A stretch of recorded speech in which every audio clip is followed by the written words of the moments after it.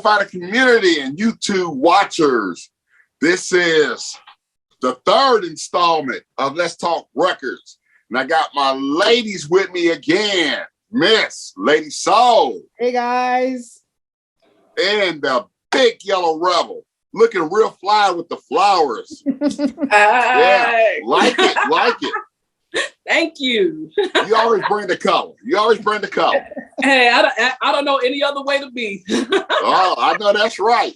Because if you wasn't showing the colors, I'd be worried about you. Okay. Yeah. Hey, how you do? How's everybody doing? Eve? I'm good. Living, listening to records. I mean, hey, there's no other way, right? Right. I know. I hear you. Woo, we'll talk about it. Talk about it. Funk, how you doing? Oh, I'm doing fine. Now, I know before we started, we was talking and we all got a little bit of that rain. Yep. Yes. Yeah. It's still on me. Yeah, because Eve, you sent me a text saying, oh, no, we can do this, because you had high wind. So how's it now? High wind, a lot of rain. I mean, I almost thought that we would lost electricity as well, but it's all good now. It's all good. It rained a bit, but it stopped, so it's all good. All right, let's see everybody say. But we're going to start talking about, I guess, because everybody's talking about it, and that's how the prices are rising on vinyl records. So I think that'd be a perfect topic to start this off with. Yeah. So we're going to start with the flowers of Hawaii. So, all right. What are you thinking about these price hikes? I heard about that and I was just like, what? I mean, I don't get it. I don't get, why they want to do this now. Vinyl is already sky high. So it's like, I don't know what they hope to gain by doing this. I mean, other than money, but it's really not a good time to do it. I mean, it's never a good time to see inflated prices, but this one kind of took me back because it's like vinyl's already expensive. The time from that the vinyl is pressed to the time it actually makes the stores is an extended wait. So people are already waiting. There's pre-orders like months in advance for stuff. So it's like, why increase the price? It's like, I think it's going to be a huge turnoff to a lot of collectors. But from what I understand, Universal, for example, I think it's limited to a certain amount of titles. Is it 2,000, 2,500, something like that? Yes, I think it's a bit more, but about that number. I don't know what. Okay, I must have heard a different number. Forgive me if I spoke in error. But I think I heard like 2,900 or something like that. 29. Okay, but while it's not affecting everything, it's just I heard it is affecting some major titles by some major artists, but. And it's $10 or $15. That's a lot. This will be a good time to. I know in one of my past videos, well, I'm always talking about Udiscover, Universal's website. They have so many. They have sound on vinyl, but Udiscover, when they have stuff in stock. You can get some good prices. They offer good discounts. So for those titles that are going up, I would recommend, people look out for those sales and, join those memberships. They're free, so, so that'll kind of cut down on the expense, if nothing else. But it is a crazy time. I don't get it. I didn't like to hear that news, but how about you guys? It is a crazy time, but me, I live in Canada, so I'm kind of used to it. It's been like maybe 2 or 3 years since the prices are like ridiculous.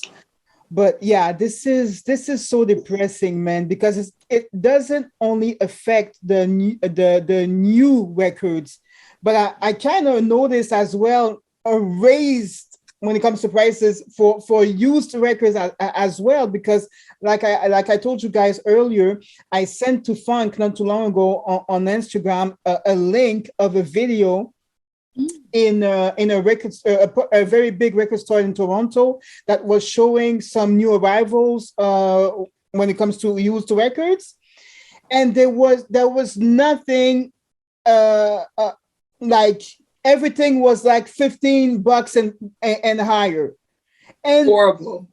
The records were like VG, G plus, VG plus tops, like $25-$30 for a VG record. That's insane. That is absolutely insane. It's insane. It's insane. Oh my God. I really feel for you. And Canada used to be the where I would shop for bargains on vinyl. Not anymore, sis. Not anymore. No, I'm telling you. I'm going to Toronto and not anymore. Man, that just hurts my heart. That really hurts my heart. I can't believe it. When I go to the record stores now, I flip through the used bins. It's very, very hard to find a record at like $5 or it's those days are gone. Those days are over. Really impossible. Or something that nobody wants. Like I went to the record store earlier today, and I was looking through, saw some, Joan of Arc Trading records, and I love Joan of Arc Trading, but nobody's really into her. So I found a couple of records for like $3 or $4. I was so happy. Oh my God, man. But no, it's like $10-$15. It's man. Come on. I don't know. I'd probably say that the people who used to be dropping off vinyl to the Goodwill, don't give them any ideas, because in the Goodwill, like, you won't see that Goodwill vinyl anymore. Here in Canada, forget it. Oh man, that's like crazy. Value Village and all these other stores there. You don't find anything. I know. It's like that where I'm at too.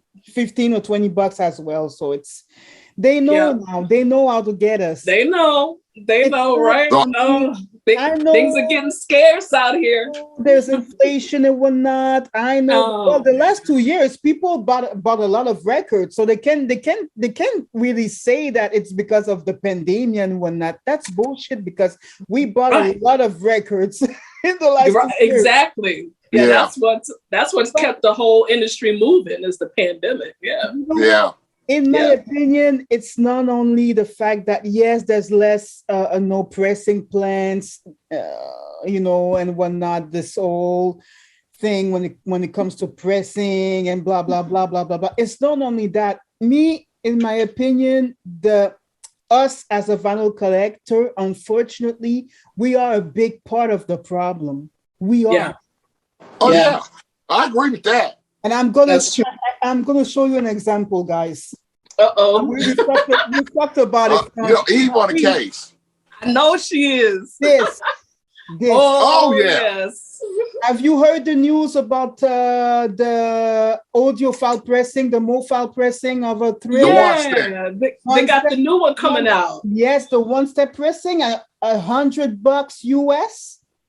I saw that. Woo! Yeah, I think it's going to be out in November and whatnot. And I was like, you know what?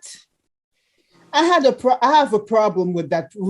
I have a problem with that because I do too. I mean, Thriller is the best-selling album of the world, right? Of all time, the best-selling album of all time. I mean, you can go to any record store around the world, you're going to find a copy of Thriller. And everybody says that, the original pressing sounds amazing. There's no problem at all with the original press. It sounds good. I played it today and it sounds beautiful. I know mine sounds great. I mean, everybody's entitled to spend their money like they want, People can spend their money as they want. That's normal, right? Right. Why would I spend $100 US for a pressing that is perfectly fine? The original pressing is perfectly fine. Oh, I know. for an I know what you mean. For an album that I can find everywhere for I know. But I'm telling you, those mobile fidelity collectors out there, I mean, I only have a handful in my collection, just generally speaking, because they are so expensive to collect. And a lot of the ones I'm looking for are scarce. They'll do it. I mean, $100, that's like nothing. I see on various sites that I shop at, those type of audiophile or mobile fidelity pressings going for 200, 300 or more. And as soon as they're posted, they sell out. Yeah. So $100 to somebody who actively collects that's not going to be anything. So, but to me, I'm like, well, do I really want to do that? You know, but I do. They'll get it. They will get it. Yeah, I do understand this whole audiophile pressing thing. I do, but I just don't get why do you need an audiophile pressing of an album that is so popular that you can find anywhere? Get anywhere. The original pressing is great. Why? Right. Why? But you know, it's that more, you know, it's just like, well, it's pressed on this quality vinyl, or it's this, it's that, you know, it's it was in the lab, you know. Why look at the fact that the people that are actually buying these records too, they don't even have the equipment to even be able to play that particular record to get the sound that they claim it's supposed to have. Got a point there. You know, we talking about probably $1,000, $2,000 stylus, not to mention, you know, the turntable, you know, the amps and everything, the speakers. Yeah. Yes. You know, the majority of the people that buy that, they don't have that kind of equipment. There's very few people that have that kind of equipment. Right. You know? I hear what you're saying. So it's just, I got to get it to say I have it. That's where a lot of people are at. Once again, it's my opinion, but to me, it's just it doesn't make any sense to me. But then again, it's my opinion. But then again, it's that FOMO obsession, that FOMO phenomenon.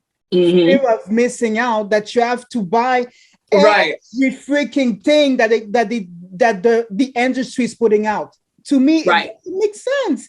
And this is part of the problem. What do you think that the label companies are thinking when they see that? I mean, they are thinking, they say, oh, well, we're gonna put out Thriller, the best thing above the world. We're gonna sell it for $100, an audiophile pressing. Everyone's gonna buy it. Right. Yeah, because they know the opportunity is there. The market is there. The demographic is there. You know, they'll do it. They're gonna keep put out these type of albums that we don't need reissues of this type of albums. We don't. But they keep doing it and raise the prices. I know. Right? And I believe that's not the only reissue for Thriller. Is it? Aren't they doing a couple? They're gonna do a couple in a couple of months for the 40th. I think like a repackaging kind of as well. I think it's gonna do it, whatever. we are a part of the problem, guys. That's why we have to be conscious about what we buy. This is my opinion once again. But if we keep buying everything that the labels are putting out and at ridiculous prices, I'm sorry, the prices are still going to go higher and higher and higher. It won't stop. It won't stop because the label's going to see that the collectors are still going to buy these records. Right. I know. It's okay. But I got okay. Now, do you think it's actually the collectors that are buying these records to play and listen to, or the flippers? Or do you actually think it's because people are buying these records to hold on and then sell later? See, it's a big problem because when people, like, I know I will buy a record, it's going on my turntable. I'm not thinking about flipping this. Yeah. I bought it because I want to hear it and play it and put it in my collection and pull it out anytime I want to listen to it. Right. So no, I agree. That's the person that buys a record to enjoy it and play it as long as they own it. But if somebody just buying a record just to say, okay, I'm gonna buy it, never open it, then when I see the opportunity for this $100 record to turn into a $300 record, I'm gonna sell it. For events, and that could be the bigger problem too. People are not buying the record to enjoy it for personal use. They buying it to be able to flip it later. For investment. Right. As we saw on Record Store Day, that's what a lot of people do. Buy, flip, and then, mark it up, and then sell it for a lot more. And I hear what you're saying. For those who are interested and are, audiophiles and gotta have that $100 copy of Thriller, hey, more power to you. I think that's great. But for those who are buying it, aren't even going to listen to it, and then just flip it for 100% more. That is the big problem. I see exactly what you mean. There's like you said, guys, there's a lot of people who are buying records for investment. Right. Ugh. Just to resell it later. Yep. To make money. That's the I know people who do that as well. Unfortunately, it is.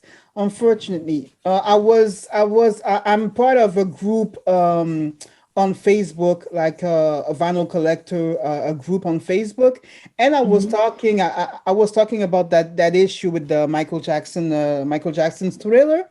And the guy told me, yeah, you're right. I have several copies of the original pressing. They sound amazing, but I'm still gonna buy the one rep. And I was like, it's a problem to me. It's a problem. Yeah. And people maybe don't see it, but eventually it's gonna be a problem regarding the price. Right. Yeah, I hear what you're saying. People, it makes us look like we're just going to buy everything that they put out. Everything. Yeah, but another problem. Yeah, and another problem too is, as far as the people, you got to look at the record companies too, because they make it limited. Yeah. Now. I believe these say it's 40,000 that's coming out, which that is a big number when you think about it. But for Thriller, it's not, because it's the number one selling album in the world. But I think if they would say, hey, we would do, say, a 40,000 pressing, then put that out. If it sells out, then they might say, well, we'll do a 10,000 pressing. And I think once you keep that number up, that will deter the flippers, because it's like, you can't raise this price no more. Because I know once that sell out, you're going to put out another batch of 10,000 at $100. So why would I buy you a $300 record? See, so the record companies can stop this too. They can stop. If they really care about people buying vinyl and enjoying it, they can stop the flippers by saying, okay, the first batch is this, but hey, if it runs out and sells like we want it to sell, then we'll do another run. But then, you had these people saying, well, that's the second pressing. So what? Same music. That kills me too when people say, oh, I got to have the first pressing. And then he frying on the second or third pressing. It's still the same music. It's still the same music. See, there's so many gimmicks to this game that if you fall into it, you just a sucker falling into it. But I stay away from that stuff. Yeah, but you're just a sucker. All that dead wax number stuff. I don't care about that. I only care about the music. That's all I care about. Right. And that number and that dead wax means nothing to me, because we're both listening to the same music on that disc. If my dead wax say 92P3 and yours says 92P17, it's the same music. So if you want to make like yours is the better pressing because of that, then fine. But I'm only interested in the music. There you go. That's how I look at it. I'm not going down that rabbit hole. I'm not. There's several types of vinyl collectors. For some, it's so important to have the first pressing, because to them the audio is kind of different. It's more pure, you know what I mean? But hey, yes, pure, or even just that lower number. It's more collectability. So if they wanted to sell it somewhere down the line later, let's say, well, I've got the third, mine is numbered third, so mine is the third. So that means something to them. It's so crazy. It's so crazy, but I can't imagine that the labels are gonna do anything in our favor anytime soon. They're it won't. They're in it to make the money. So I guess it's up to us as a consumer to say, okay, this is what I need, this is what I don't need, and so, and that's it. That's all we can do is just really look out for ourselves and just, okay, I know my limitations. I've got 3 copies of this already. So they can put out as many more copies, limited edition that they want, but I know what I don't need. And, let those who want to have at it, let them have at it. I feel that we have to be a little bit more, responsible when it comes to, what we buy as a vinyl collector, because it does affect the market. It does affect how the labels are, seeing the collectors and whatnot. It does affect, because to me, I feel that the labels are, repressing or reissuing albums that we don't need. Right. Need. And the ones we do need, they won't reissue. To me, it's so frustrating because I see, the reissues and whatnot, and I'm saying, why the hell are they reissuing that album? I mean, an album that you could easily find at $5 everywhere. Yes. I don't understand. Understand. What ones that you used to be able to find for $5 everywhere. Yes, or even dollar band records. Right. You can still find them easily. That's why I don't get, especially about that Michael Jackson. I mean, all right, it's an amplified pressing, but why Thriller? There's other albums by Michael Jackson that they could have, put out. Invincible.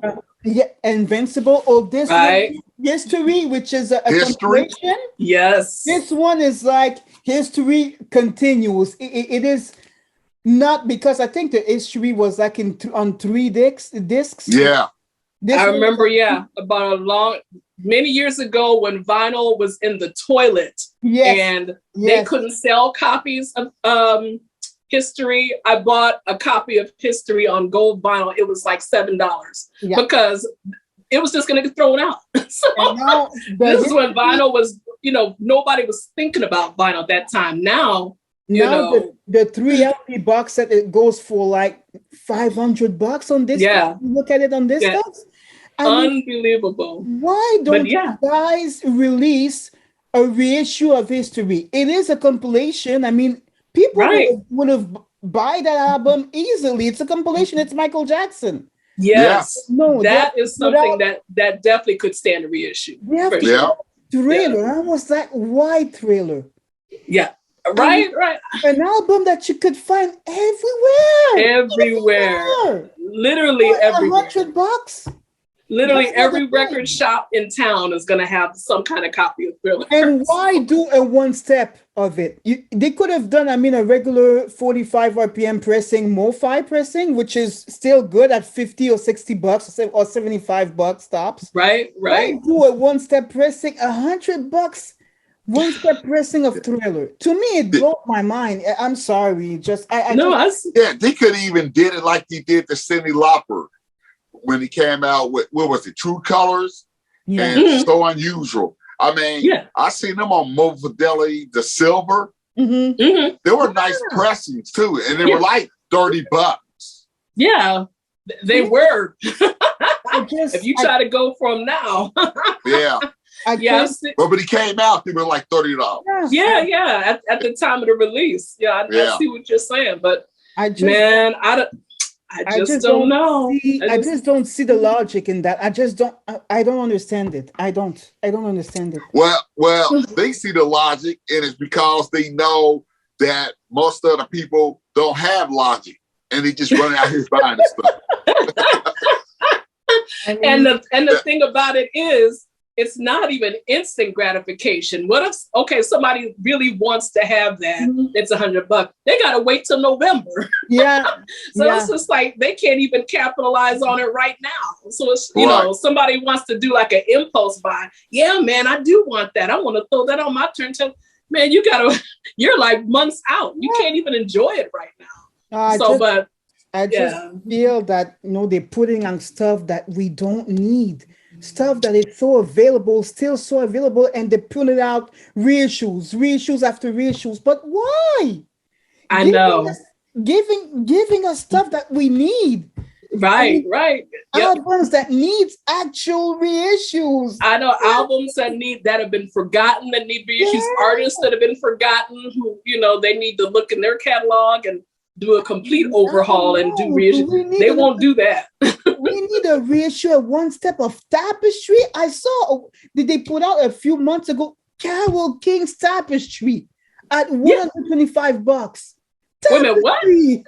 $125. Mobile Fidelity? Yes. Oh man, yeah, I heard about that. King's Tapestry, guys, an album that you can find at $5, $8. I know. I mean, I don't know. I have it in my collection, an original pressing of it, and it doesn't sound terrible. I mean, it sounds good. Right. Well, same with Janis Joplin. Same with her. Yes. Oh yeah.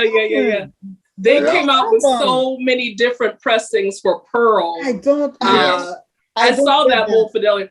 I wanted to get the VMP one. I do have to say that Vinyl Me Please, the one on the pearl colored vinyl, and I couldn't get my hands on it. But the Mobile Fidelity, I said I know I can't go for that. I said that's Vinyl Me Please. It's not $100. At least Vinyl Me Please is more affordable. I mean, it's more affordable. I would get a Vinyl Me Please pressing of this kind of album, no problem. But to me, it doesn't make any sense to paying $125 for Tapestry or for Pearl. It doesn't make any sense to me. It's so crazy now. Yeah. And for a major release like that. Sold out like this. I know. I believe it. I absolutely believe it. And every major release like that, they don't come out with one version. They come out with like 3 or 4 limited, edition versions. So do you actually think that the labels are just gonna lower the prices? Never. Why? Why would they do that? If people not a chance buy everything that they put out, $100, $125, no problem. They won't. They won't. Oh my god! So I guess it's gonna get worse, guys. It is gonna get worse. Well, Eve, I know how you can kind of slowly change this. I know it's a sore spot for you, but I'm gonna bring it up anyway. You know where I'm going, don't you?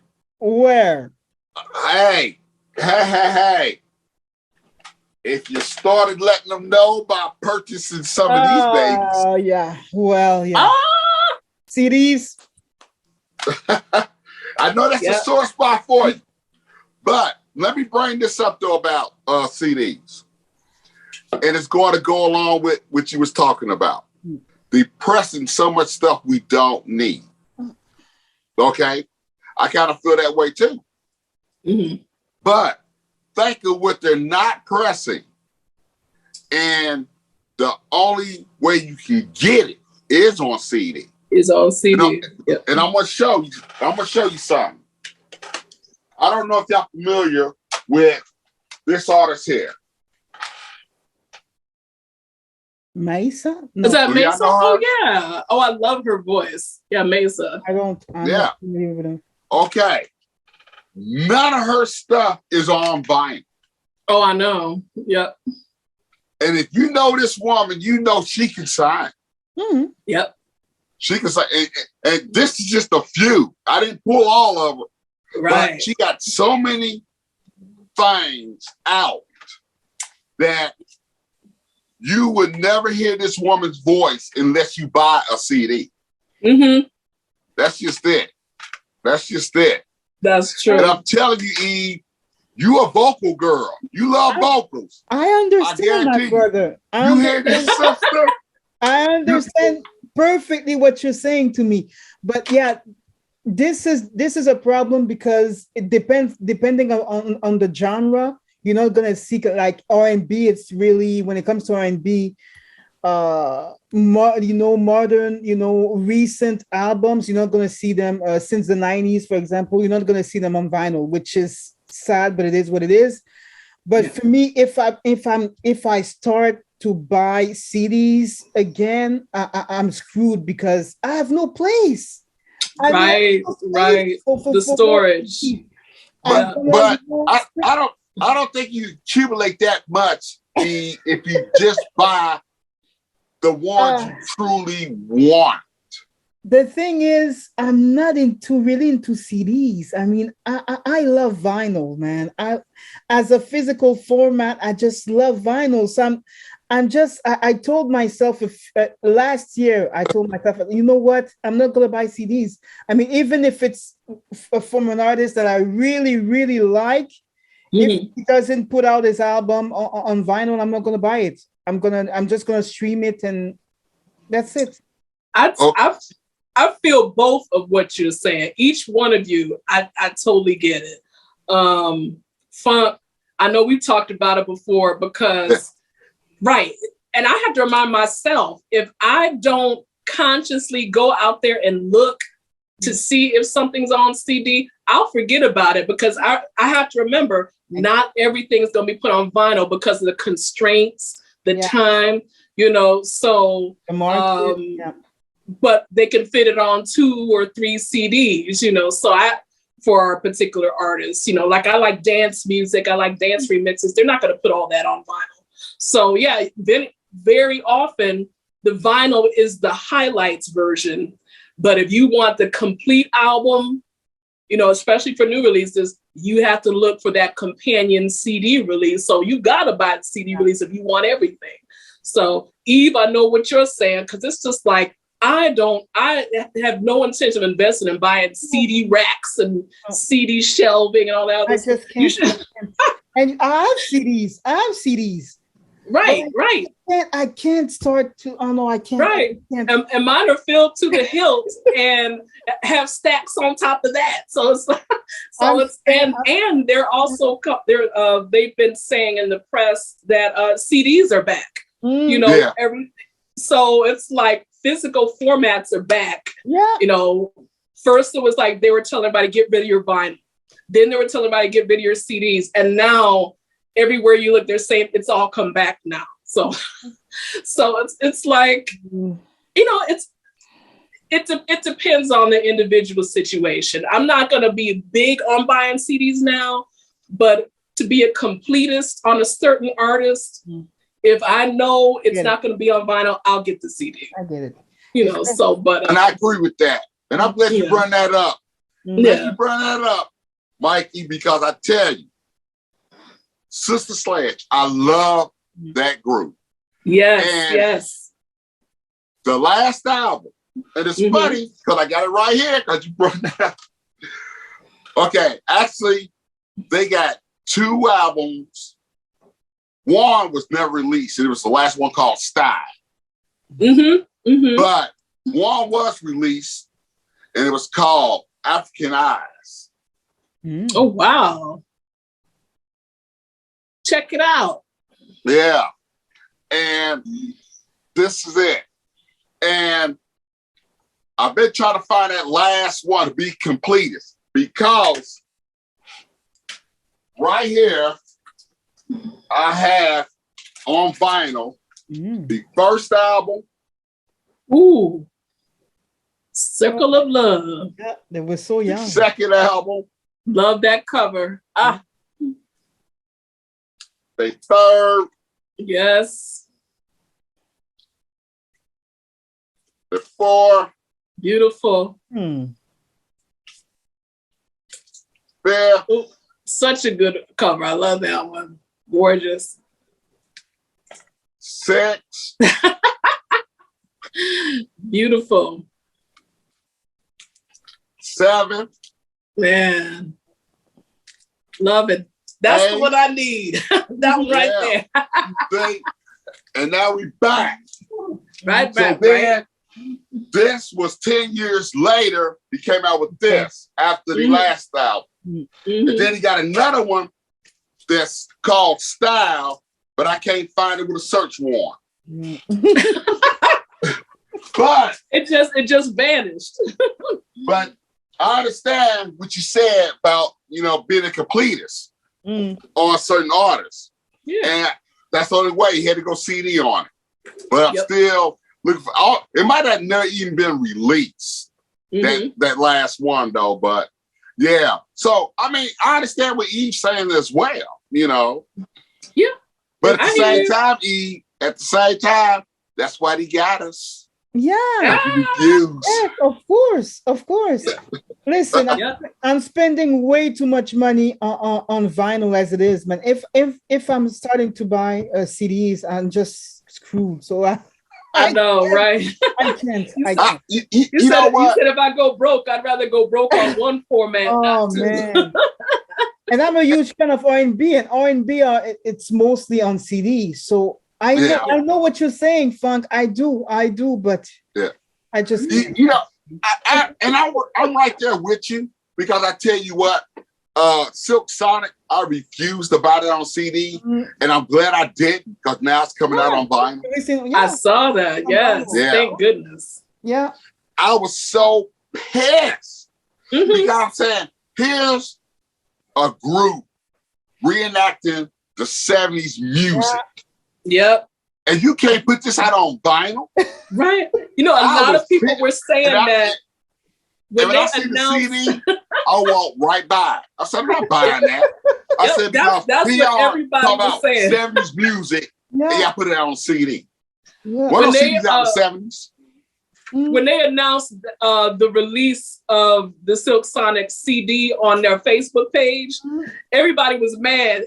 Everybody was saying exactly what you said. They were like, where's the vinyl? Because this is not a CD type of release. So they said, where's the album at? Because that's a perfect scenario. Yeah. Yeah, that album begs to be played on a turntable, old school style. Yep. So, oh, yeah. Yeah, so, totally. I just hope he press it right and do it and do justice by it, because, I see it's coming out on black vinyl, and I think Walmart, they've got on yellow vinyl for that one. Oh, really? Okay. Really? Yeah. Oh, I'm sticking with the black vinyl. I don't know. Well, you know what I'm gonna do. I know what you're gonna do. Hey, and you know what? I'd be disappointed if you didn't do it. Yep. Yeah, you the color in this group, so we're gonna let you have that one. Right? Or people are gonna buy the two versions. Yep, that too. So it's like, I mean, they're clever. The record labels, and they're clever. They know what they're doing. They know what they're doing. It's crazy. Yeah. But CDs are back for those who want them. And I know it's like, oh no, I was just gonna say I know Eve exactly where you're coming from. The pressure. I mean, if it's gonna be an artist that I'm really into, and they would, put out a new album, but only on CD, I'm not even sure, man. I would let's wait and see if they're gonna let's wait and see what they're gonna do. Yeah. You know what? And I'm with you, Eve, because I'm waiting on two now. I'm not buying these CDs that I'm waiting on. And that is Mary J. Blige and Alicia Keys. Yes, the new Alicia Keys is amazing. Yeah. And I'm not pulling the trigger on that CD yet. And she's gonna put it on vinyl, trust me. Yeah, she's gonna put it, because she did with all of her discography, she did. Yeah. So I'm sure we're gonna see a vinyl version. Yeah, and Mary J been dropping vinyl too, so that's why I'm waiting. Really, those two artists been dropping vinyl. That's why I'm waiting. I'm trusting them to do it again.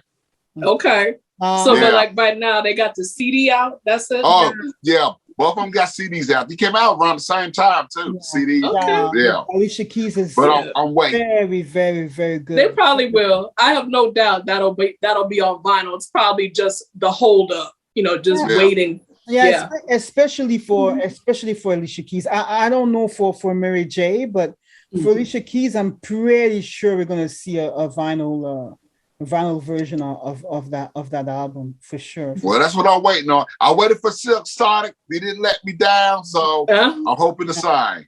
Yep. Yeah. Silk Sonic knew they better put that on vinyl. There was gonna be a riot. Yeah. I wonder if it reached them that people was upset, and that's why they did it.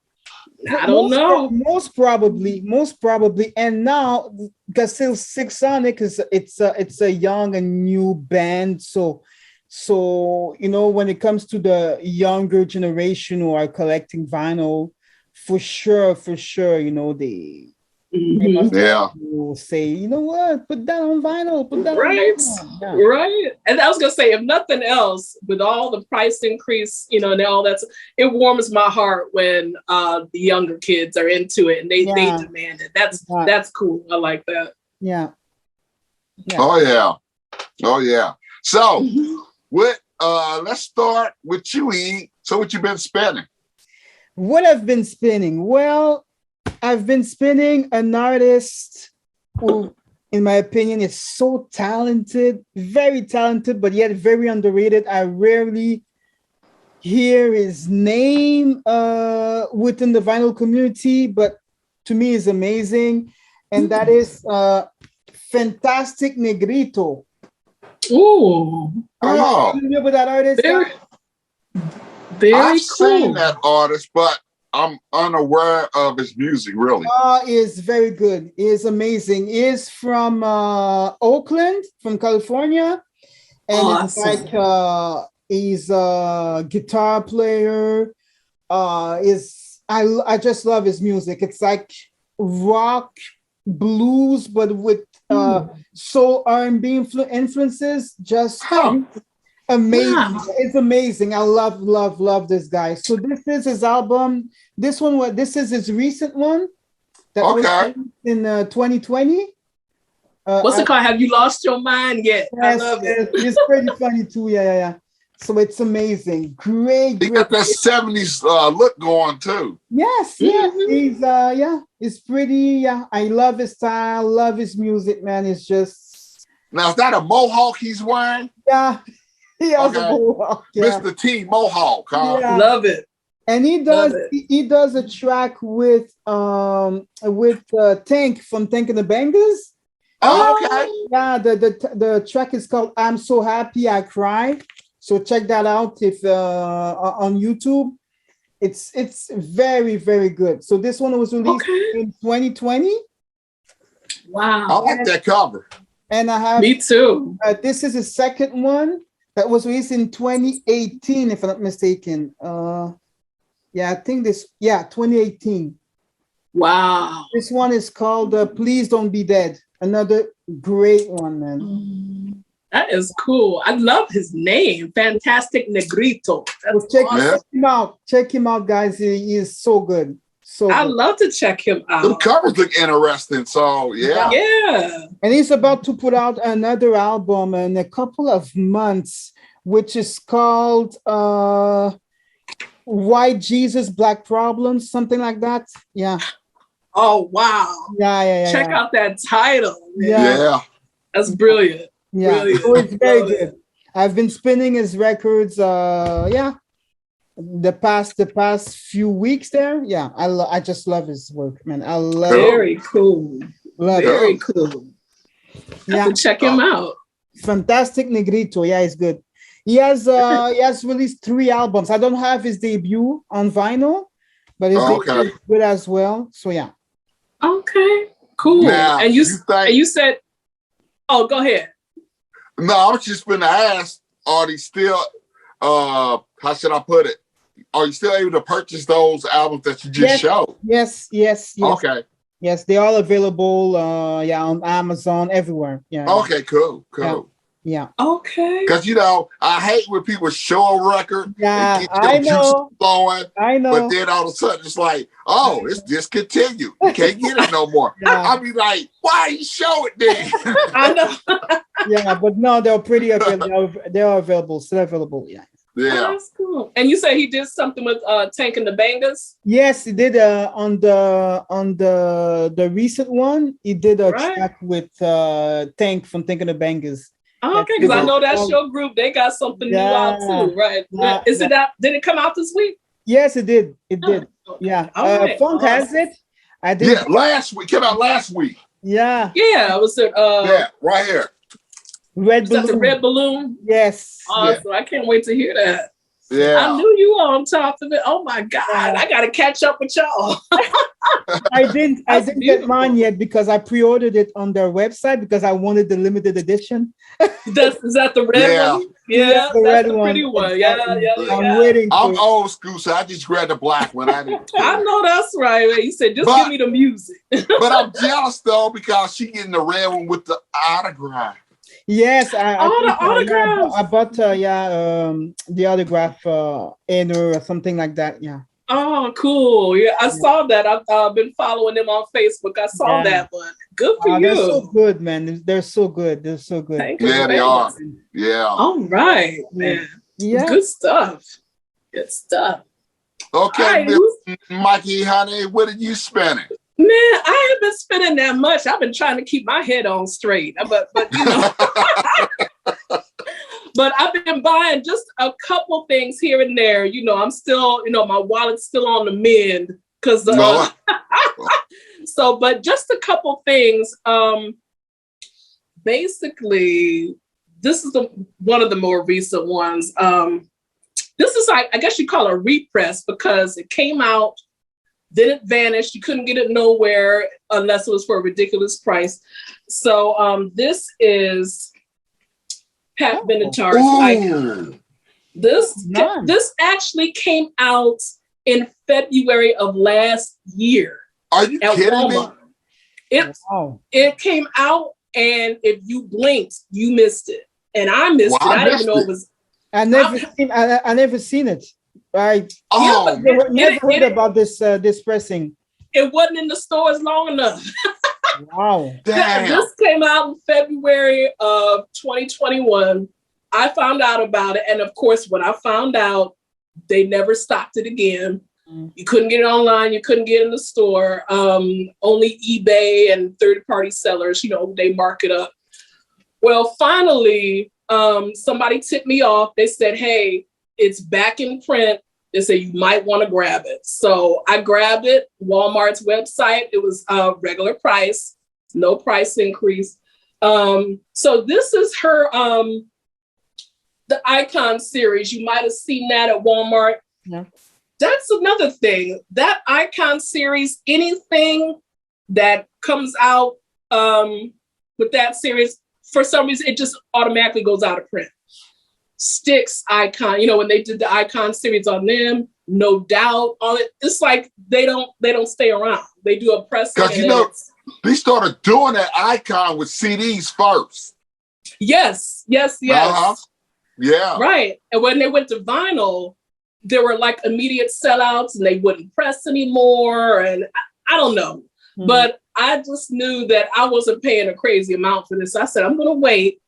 And apparently they must have put it back where it's like been repressed. So that cover is gorgeous. Isn't it though? I just love the packaging, man. So she hasn't had a hits collection on vinyl since I want to say Best Shots. And I want to say that was in the 90s. Yeah. And that one's kind of hard to find. Yeah. So, but this is on translucent blue vinyl. Of course, I'll take it out. There's the back. Wow. Man. Yeah. I love that cover. I do too. I just the whole aesthetic, the whole look is just cool. Yeah. That's a beautiful shot of her face. It really is. Yeah. Very cool. So it's got like Love is a Battlefield, Hit Me With Your Best Shot, We Belong, Fire and Ice, Heartbreaker, Shadows of the Night. Treat Me Right, Little Too Late, You Better Run, Hell is for Children, and Invincible. So, and the inside is bare bones. I mean, there's like no liner notes, no nothing, but just a sleeve. At least it's a pulling on sleeve, so that's good. Right. Yeah. So at least they did that. Yeah. So it's very. It's a beautiful color too. Yes. Beautiful color. I haven't even played it yet, but just wanted to get it in my hands. I was just like, Man. But they gonna have me running to Walmart. I'm telling you, child. But if they don't have it in the store, child, get online. Because I said I'm not gonna do what I normally do, go from store to store. Oh, they don't have it, I'm just gonna get online, be done with it, So if you're looking for it, it's out there. Nice. Very nice. Man, that is a nice cover. Right? Very cool. Congratulations to Pat and her husband on their Rock and Roll Hall of Fame induction. Yes. Oh, yeah. Neil Giraldo. Yeah. All right. Oh, So that's it. Finally. That's it for the moment. Yeah. Yeah. Oh, who's next? I guess that'll be me. Funk. Well, yeah. I've been spinning, where's it at? A group called Southern Avenue. Are y'all familiar with this group? No. Southern Avenue. Oh. They sound familiar too. They're like a blues rock band out of Memphis. All right. Okay. I love the cover. Yeah. This is their first album. And it was on Stax when it came out. You see the logo there.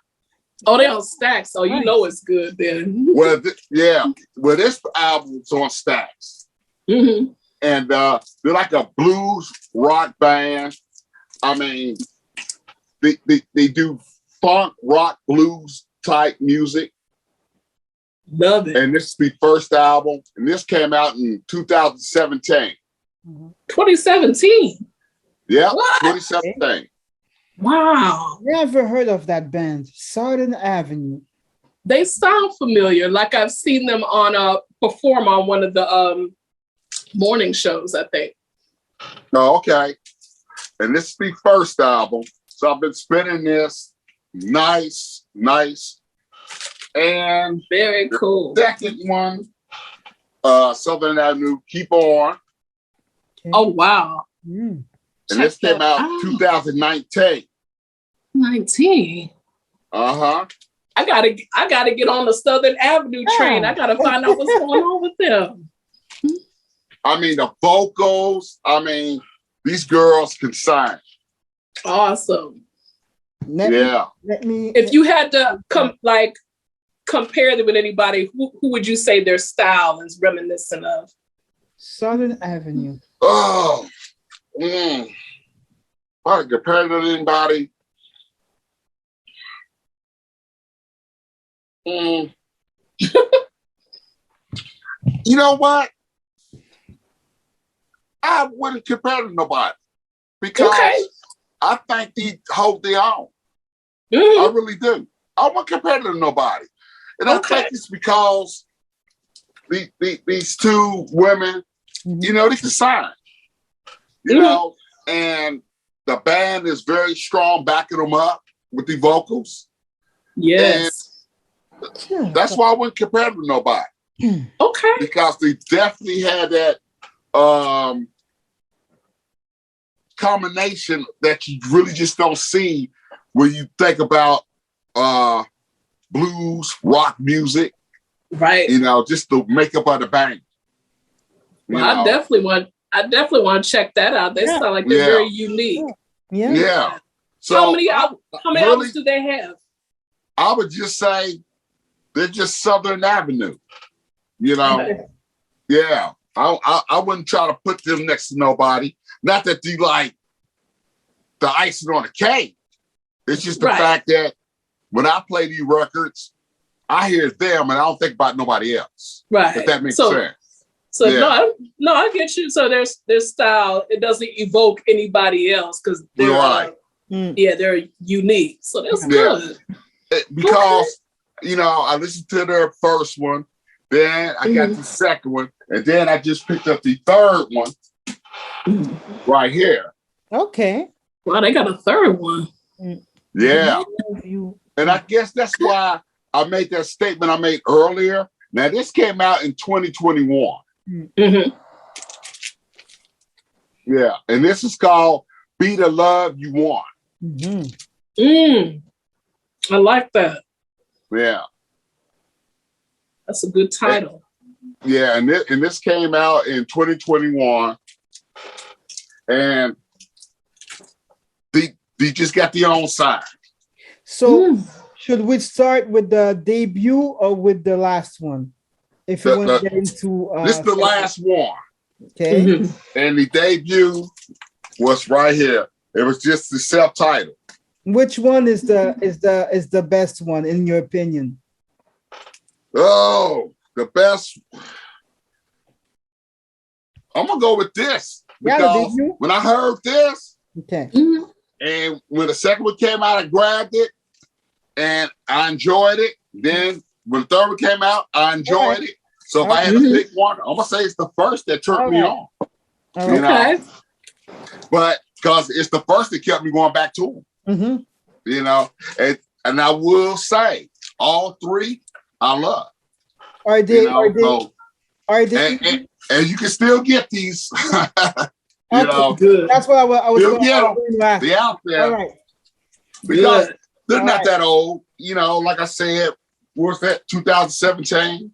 All right. And it ain't like nobody's really. I ain't heard nobody else talk about them. So I'm quite sure they're still out there. Probably go on YouTube and get them 1, 2, 3 right there. I said YouTube. I meant to say Amazon. Yeah. All right. Get them. Thank you.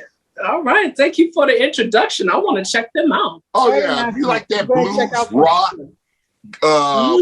good guitar playing. Yes. Yeah. The good vocals. Hey, it's nice. It's that southern sound. Like I said, he's from Memphis. Okay. So you give me that southern rock right there. Yeah. Honey, you ain't said nothing but sisters and rock, and I'm there. So I want to I want to hear it. That's cool. Yeah. Looking forward to that. Sometimes these vocals can take you to church. Oh, yeah. Okay. Yeah. Okay. All right. That's the endorsement I want to hear. and I wouldn't be surprised if they ever did an interview and he said he started singing in church first. Yeah. Yeah. Okay. Yeah. All right. So that's yeah. So I was playing that probably for the past maybe I would say 3 days because I played an album a day for 3 days. So yeah, it's pretty cool. All right. Nice. Yeah. Nice. That's so cool. we don't cover pretty much a lot of stuff. Yep. Yeah. Yep. Oh, I have other albums to show me. Yeah, let's hear it.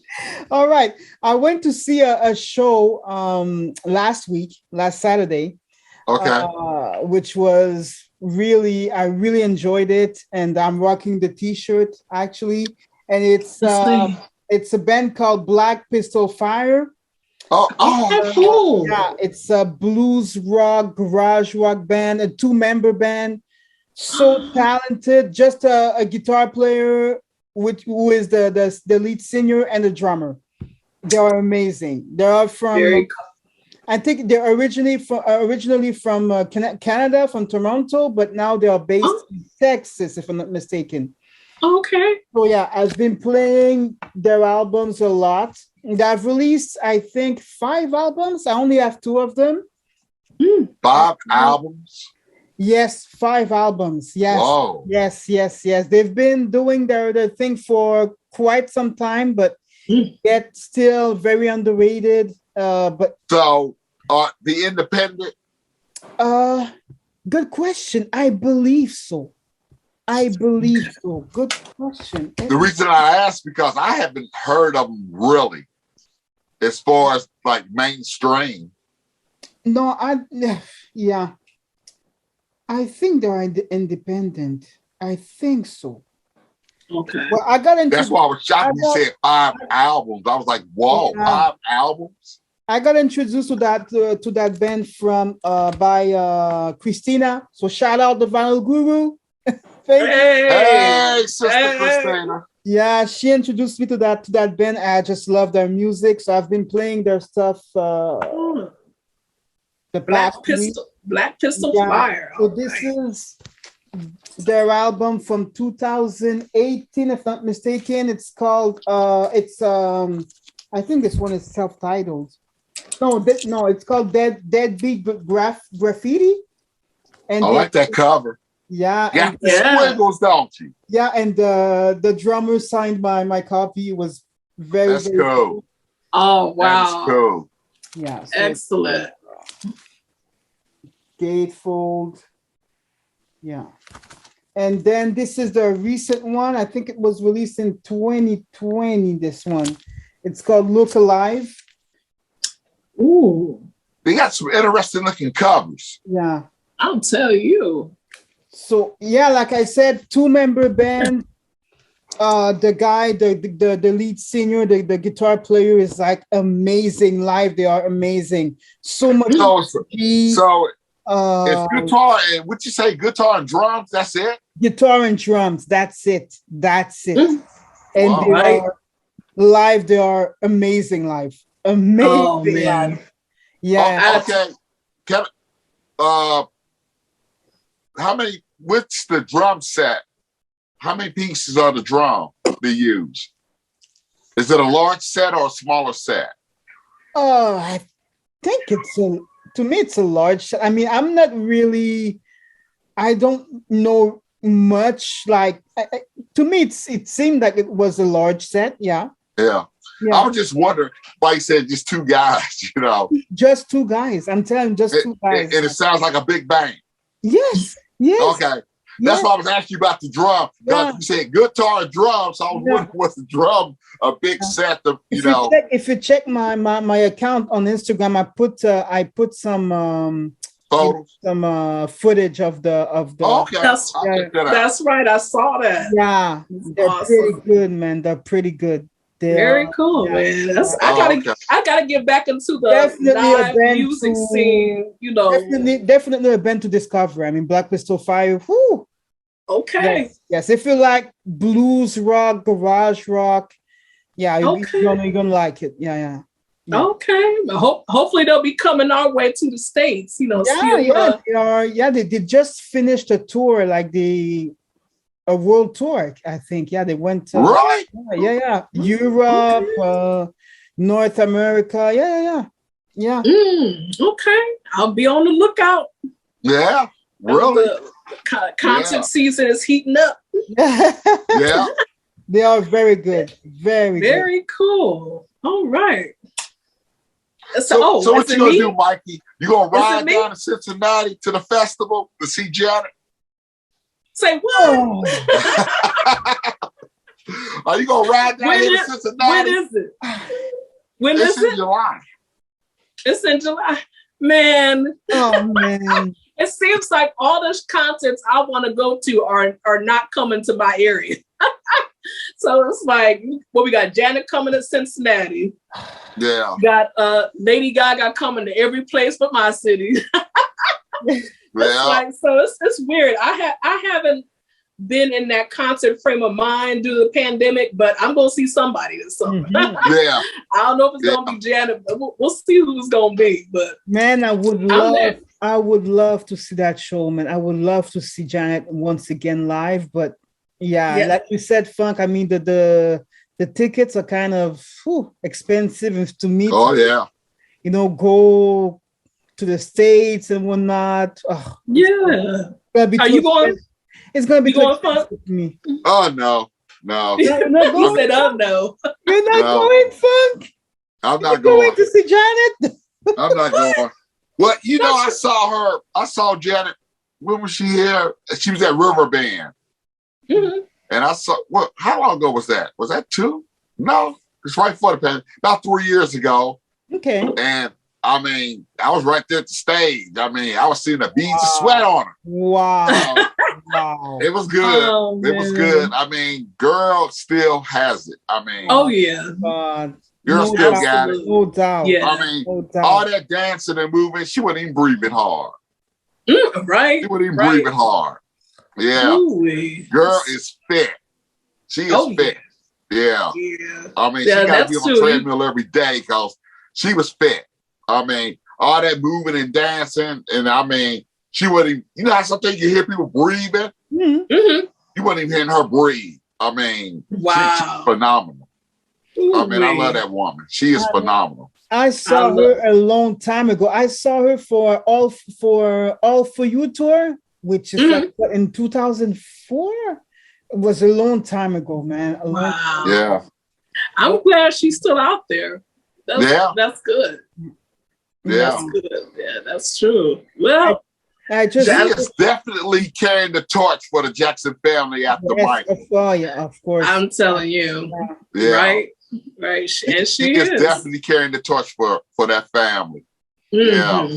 I just wish she would release one last album. Janet? It'll be great. Yes. It'll be great. Yes.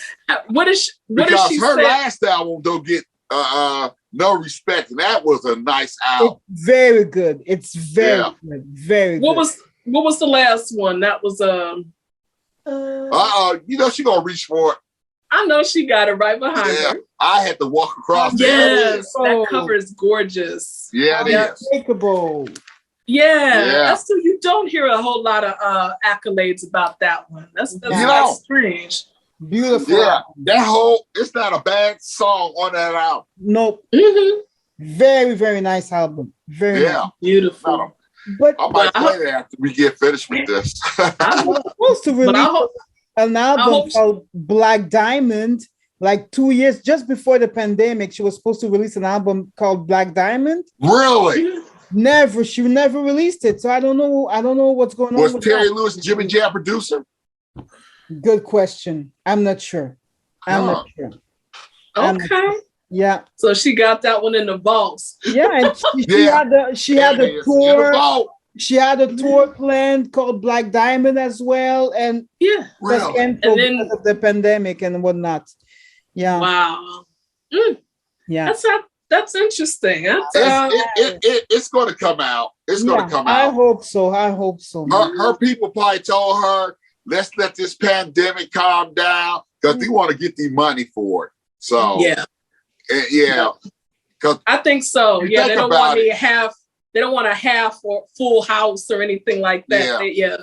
Yeah. I think she's warming us up for it. That's why she's on a circuit now. Because what she's doing now is circuit touring. That's why she's coming to Cincinnati with the festival.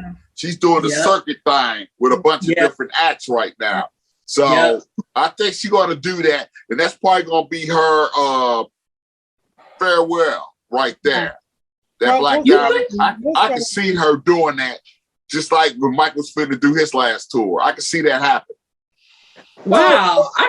It's going to be heartbreaking for me. I can't imagine that'll be her farewell. It's like she can keep on going for a while. You know what? How old is Janet? 50, what? 55? 55. She's a baby. Hey, look, Paul McCartney's 80. She can still be out there for quite a while if she wants to. Yeah, but you know what? Paul McCartney doesn't dance like that. I know. Yeah. And another thing too, I think I can see Janet really, as her kid get older, probably want to give her child more attention. I can see her. Yeah. Kind of, especially when you get into upper grades in school and stuff, where you got to pay more attention. I can see her saying, "Hey, it's mommy time now for real." Yeah. And I wouldn't be mad at her. Yeah. Because she don't put in so much work. She deserves it. She has nothing else to prove, Janet Jackson. She ain't got nothing to prove. She's a legend. She's a pop legend. Is. Oh my God. She is. But I tell you, the last time we spoke, I meant to look for this album because we were talking about Janet, we were talking about Madonna last time we came together, and I couldn't find it. I found it, and I'm gonna put this on tonight. I hadn't been spinning, but I'm going to. That's we talked about this one. Oh, why you showed that? It. I was talking about her, Candy. Wow. This was given to me. Girl, how come you have that one? Let me tell you. God. Let me, Expensive. let me tell you the story behind this one. So a friend and former co-worker gave this to me because he was sitting on it. We were just talking about people who have an extra copy or something, but I'm not gonna play it, or I'm just gonna keep it. God. He had an extra copy of Hard Candy. He was like, "You want it?" I'm like, "Yeah." Now only got an extra copy of Celebration, right? That's amazing. Wow. I knew I had it, but I'm gonna spend it tonight. Let me take it out.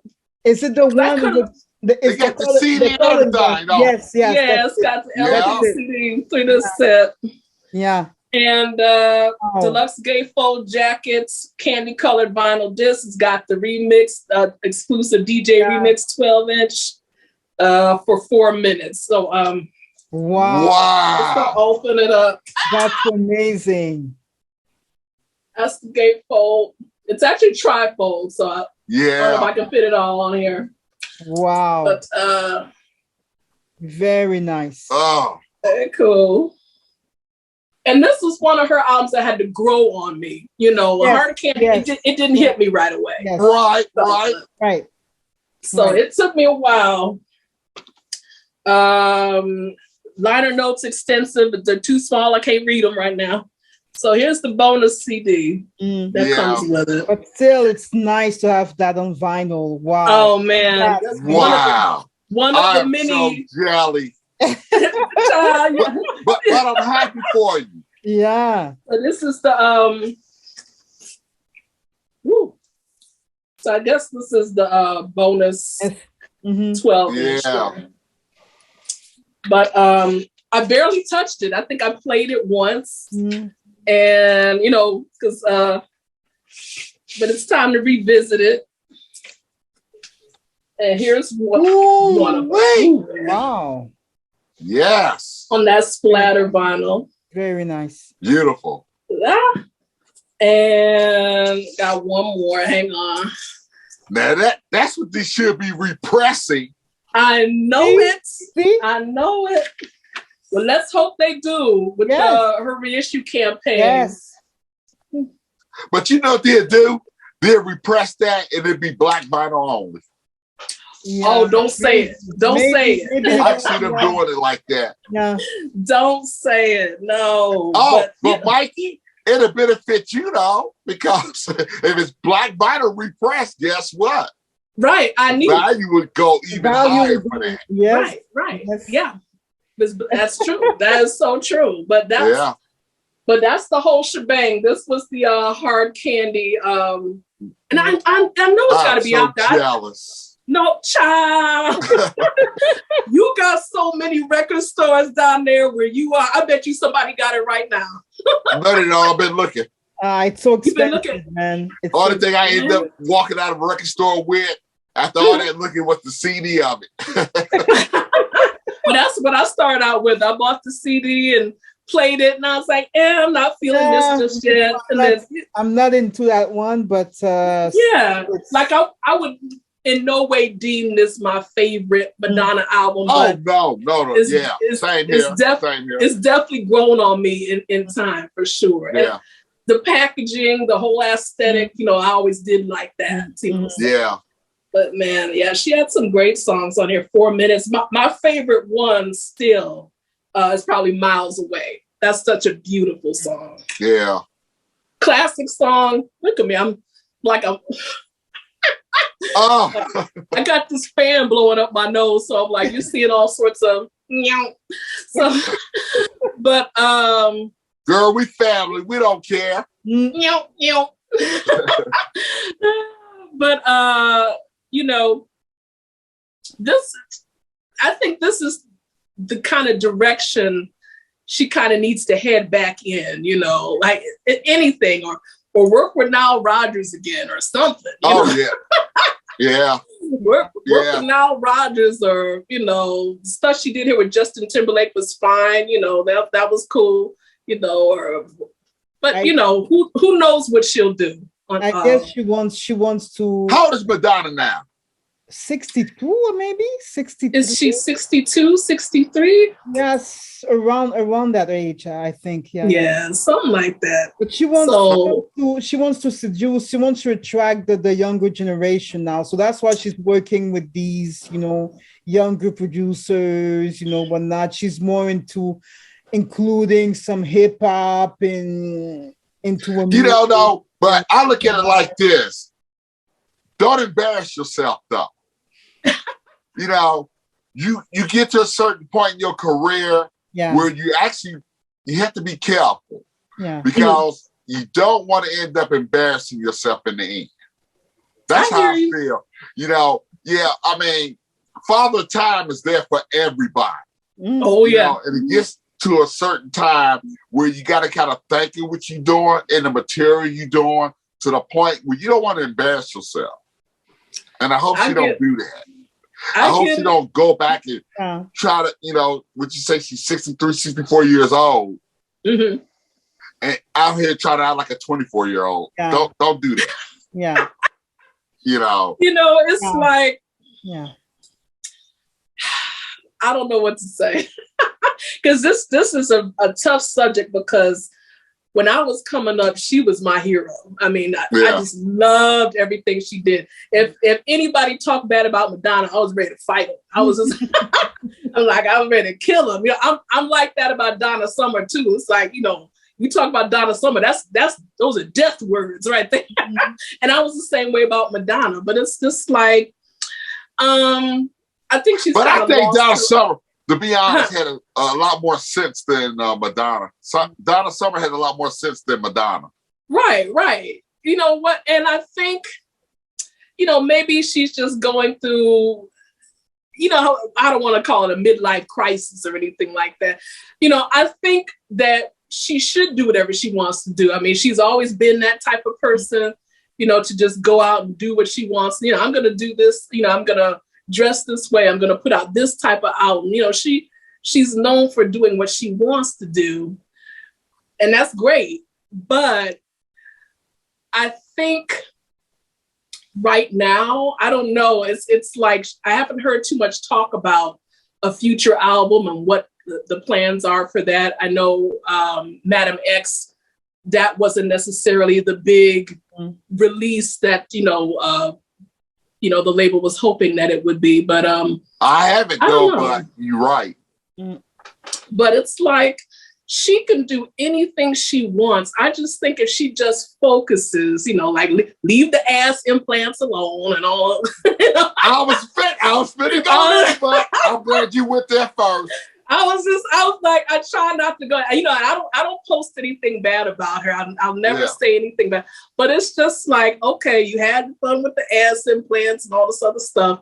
Get back to the music. Okay. Yeah. Please get back to the music.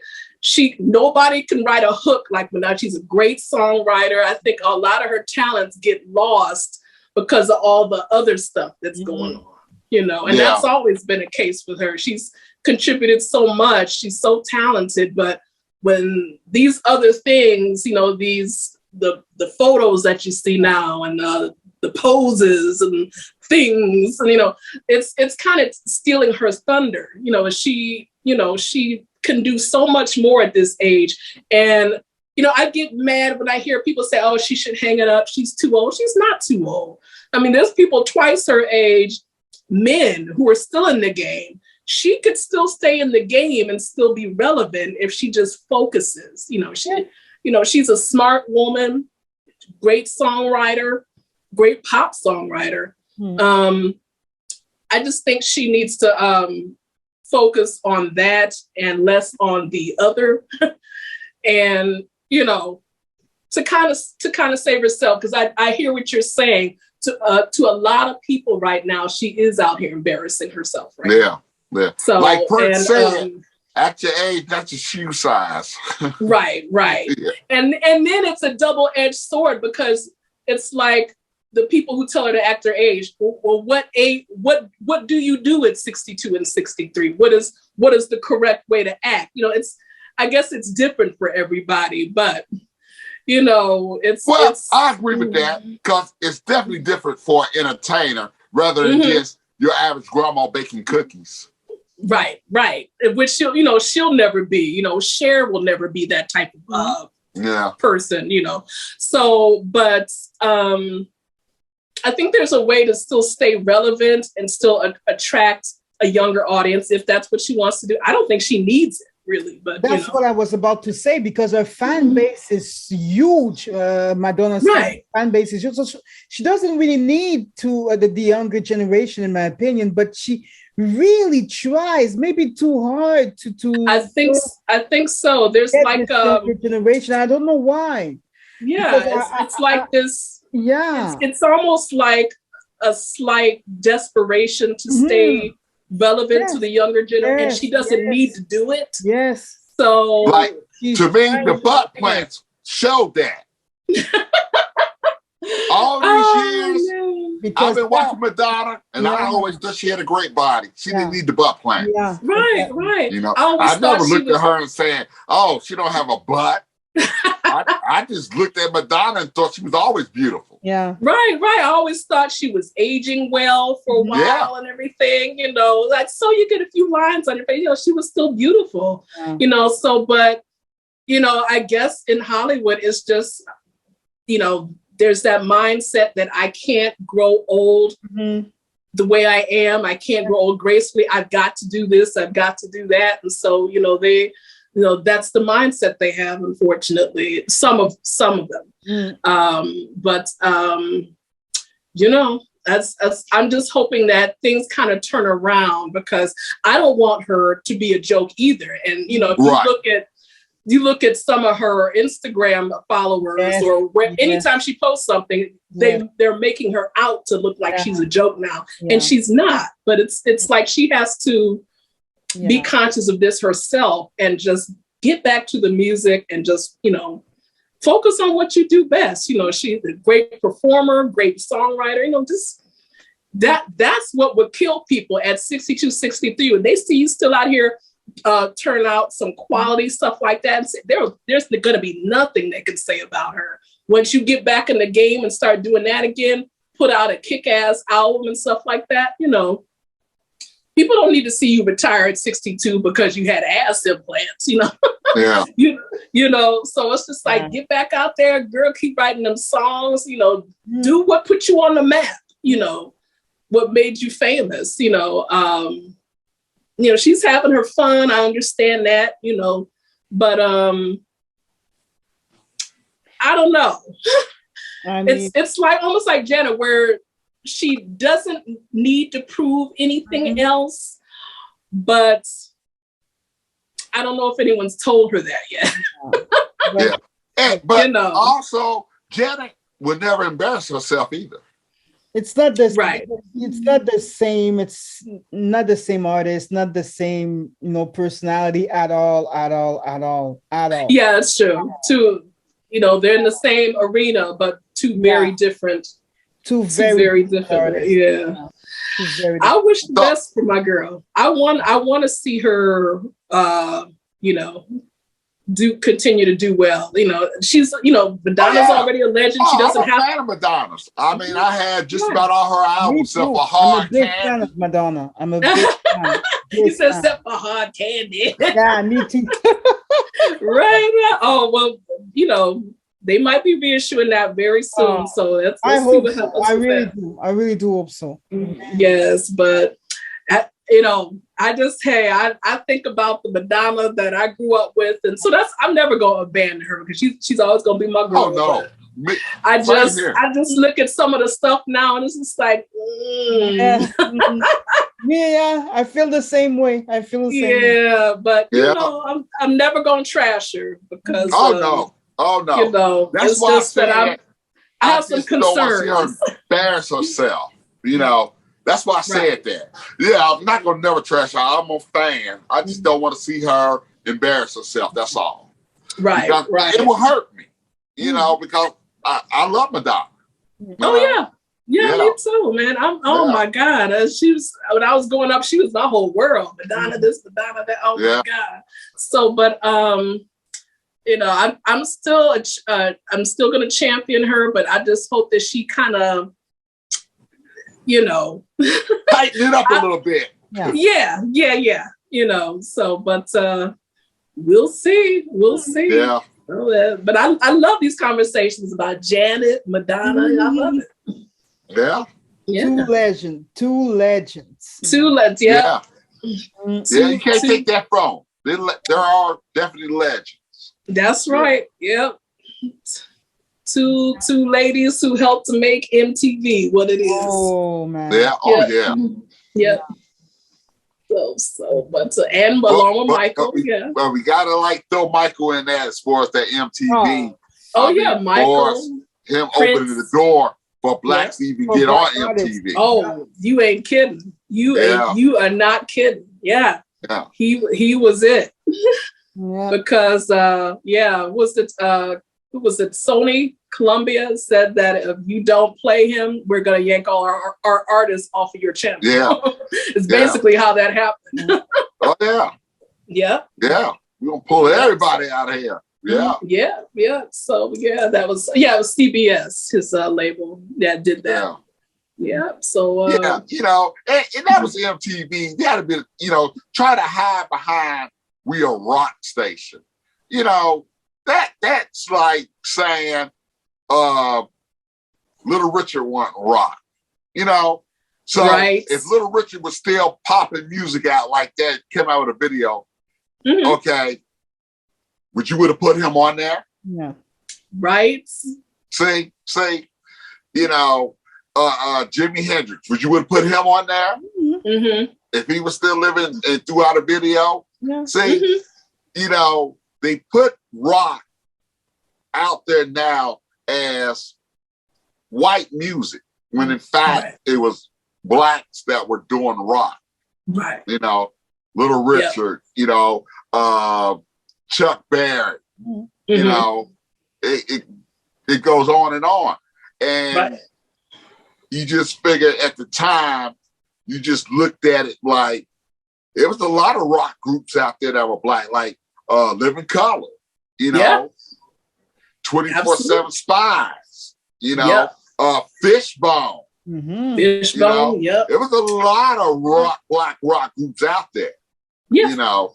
So come on. And who was that one guy that had that one big hit? It was on the soundtrack of a Sylvester Stallone movie. James Behavior, Feel the Heat. Jean Bovar. Yeah. Jean Bovar, yeah. Yeah. He used to play with Feel the Heat. Yeah. He wore a mohawk. Yeah. He used to play with Wendy O. Williams and the Plasmatics. Yeah. Yes. Jean Bovar. He had a big hit out called Feel the Heat. I remember that. Yeah.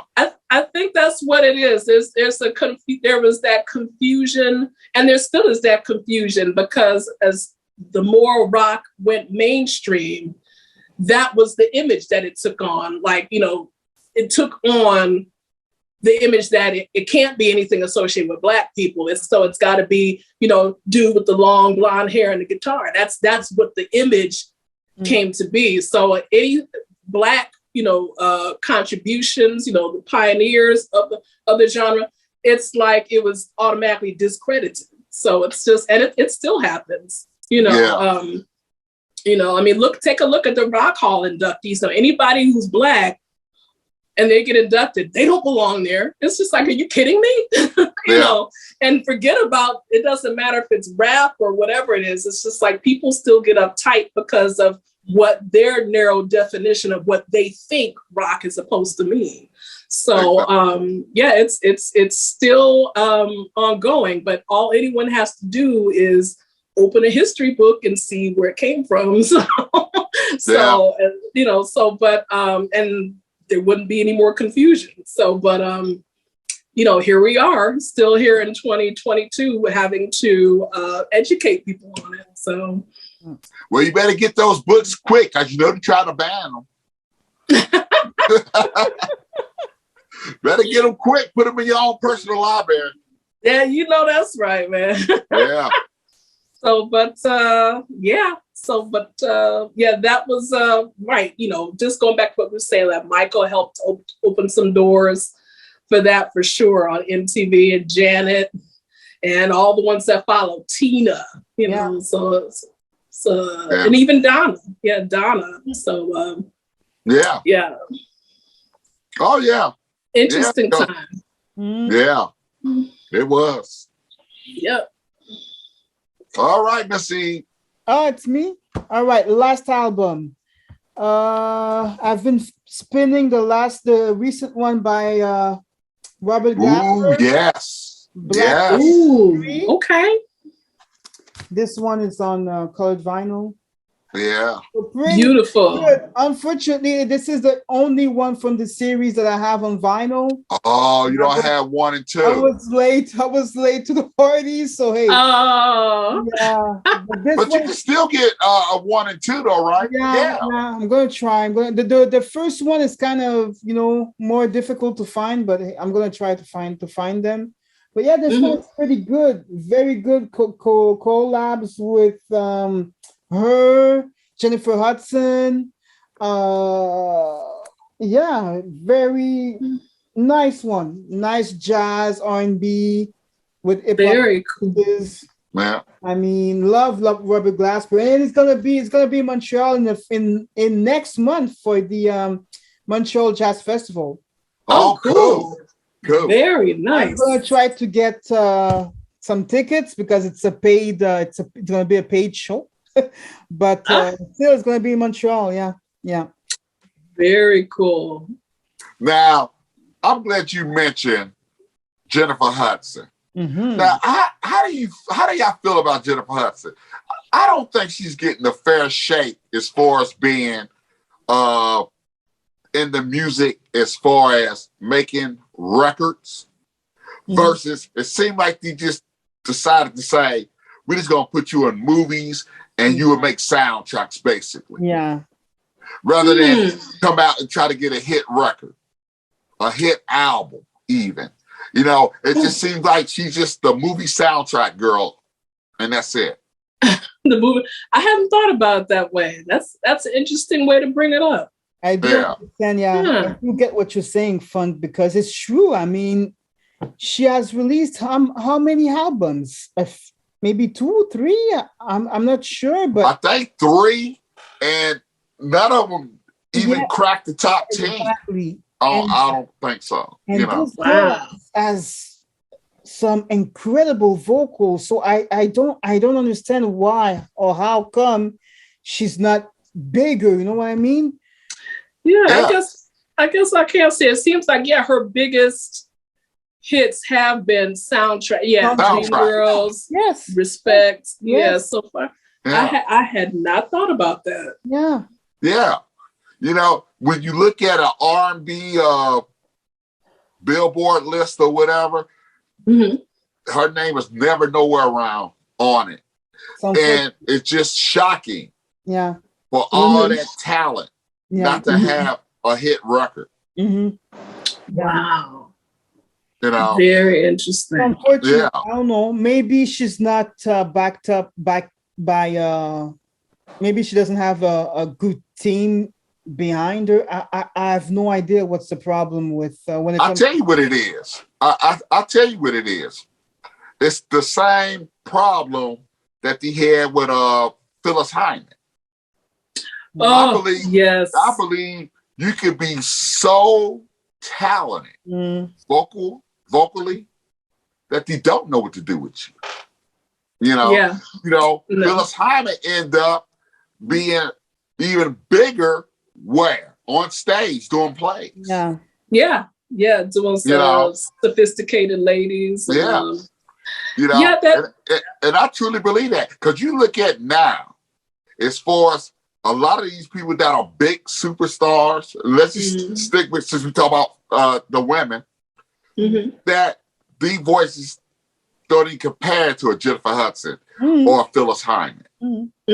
You know, and yet they're superstars.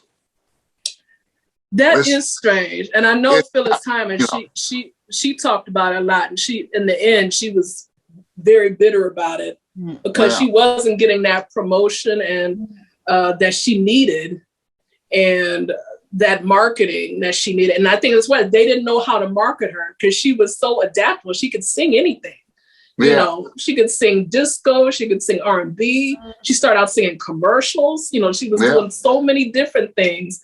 But I think by the time, in her case, by the time the 80s came around and everything was much more visual, you know, like we had the Paula Abduls, you know, we had the, you know, the dance artists who were easily marketable, you know, things like that. They didn't know what to do with her at that point. You know, when the videos were so much the thing at that time, they didn't know how to take someone of her talent who'd already been established. They didn't know how to package her or what to do. So, which was sad, because it should have been easy. Yeah. But and I tell you why, I like what you said, it should have been easy. Yeah, it should have been easy, because you got to think at that time too, who was really doing the same thing that she was doing earlier, and we market that, and that was Mariah Carey and Whitney Houston. They were singing and doing the gowns and everything. So, and both of them had incredible voices. Yeah. It's almost like they didn't want to flood the market or what. Like Jennifer Hudson, she could easily been, you know, the next Whitney Houston. Easy. Jennifer Hudson. I wonder if now that we're talking about it, I wonder if part of it is, if it comes down to that crossover appeal. You know what I'm saying? Like Whitney Houston, she was huge. She was in the mainstream. She had that crossover appeal from R&B to pop. And once they've got that mainstream pop appeal, there's a success. You know, that I think that's what eluded, say, Phyllis Hyman for that, because she was, you know, she had hits on the R&B charts, you know, some on the dance charts, but for some reason or another, she couldn't get that crossover appeal. And that might be what's eluding Jennifer Hudson, you know, outside of the soundtracks, you know, the crossover appeal, you know, that mainstream, you know, market. So that, you know, Whitney Houston did so well, you know, everybody knew Whitney Houston. Personally, I think that Jennifer Hudson, I think she could, you know, do that actually. I mean, she can be pop. She definitely can. Yeah, I believe so too. Yeah. She can. I don't understand. She can. She needs the support from the label. Yeah. Her label. Yeah, she needs the support. She have the support. I mean, put her with the right producers, you know, to market her the right way. You know, if you compare, I mean, vocally, Jennifer Hudson with a singer like Adele, for example, they're pretty similar. I mean, Jennifer Hudson, she has amazing vocals, that girl. Yeah. She can sing anything. Yeah. I mean, she's very similar to Adele. Right. But Adele, when she drops an album, it's almost damn nearly #1 upon release. Right. So how's that? We could figure out a tons of reasons. Oh yeah, but maybe it's you know, the how can I say that, the body image, because Jennifer Hudson was kind of, you know, a big figured girl, and one. So was Adele. So was Adele, exactly. Yeah, that's she true. was big. She was big when she was heavy. Yes. Yes. And now she's small and still big. So how come it didn't happen for Jennifer Hudson? Yeah. So that's why I don't get what's the problem with Jennifer Hudson is smaller than Adele now. Yes. Oh yeah. Yes. Yeah, that is true. And I tell you, I think it goes back to when you go back to American Idol. I think Simon Cowell kind of put a stain on Jennifer Hudson too. He tried to. He tried to. I do remember that he told her, and this set me on fire. You know, he tried to tell her that she was too big. Yeah. I remember him saying something like that. Mm. Like, if you don't lose weight, you're not gonna make it. Which is why when she did make it, and when she got her Oscar for Dreamgirls, I said, well, now he can eat shit because So she proved him wrong. So, but yeah, it almost is hard to. I forget that she was big because she's been small for so long. Yeah. I forget she was a bigger girl, but I do remember that was a problem on Idol because of Simon. He kept bringing it up. So, but I don't know. I don't know what it is, but it didn't seem to hold Adele back. That's true. It didn't, seem to affect. I tell you, and this is my belief. While Simon kept bringing it up, he didn't want her to win. And he knew she was. Mm-hmm. She had a better voice. Maybe. He didn't want her to win. Maybe. Right. Simon Cowell did not want her to win. I think you're right. And I think the only way he could I'm so glad that man's not on there anymore. he tried to shake her confidence. Yeah. Yeah. Yep. He didn't want her to win. Because for her to get what she would end up being, she got down to number 3 when he really started trashing her. Yeah. Well, there's 3 of them. And that's when he really turned it up on her. Yep. He turned up the heat. Yep. Yeah. And I remember that. I saw that show when he announced the winner, the look on her face. You mean when she got voted off? Or yeah. Yeah, I think that surprised everybody. Yeah. That surprised everyone. Yeah. I mean, I can still see her mouth wide open. Her eyes was big. Like, what?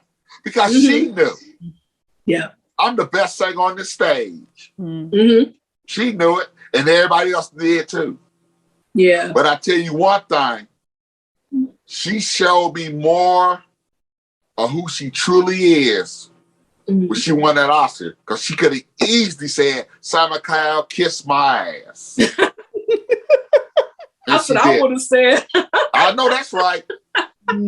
She could have made him look like a pile of crap. But she didn't do that. She didn't do that. Because that was a perfect thing. You don't never try to forecast somebody else's future. You'll never do that. And that was a perfect example where he should have kept his mouth shut. He never should have said that to her. It was horrible. So I was so glad when she got the Oscar. I said, I would have told him to eat shit and die. Yeah. And see, and that's the thing too. And thank you to the Academy. And that's the thing. Because American Idol, I thought it was a singing contest, not a beauty pageant. Yeah, but you know how it is. You know how it is though with the music industry. You know how it is. Talent is not the most important thing.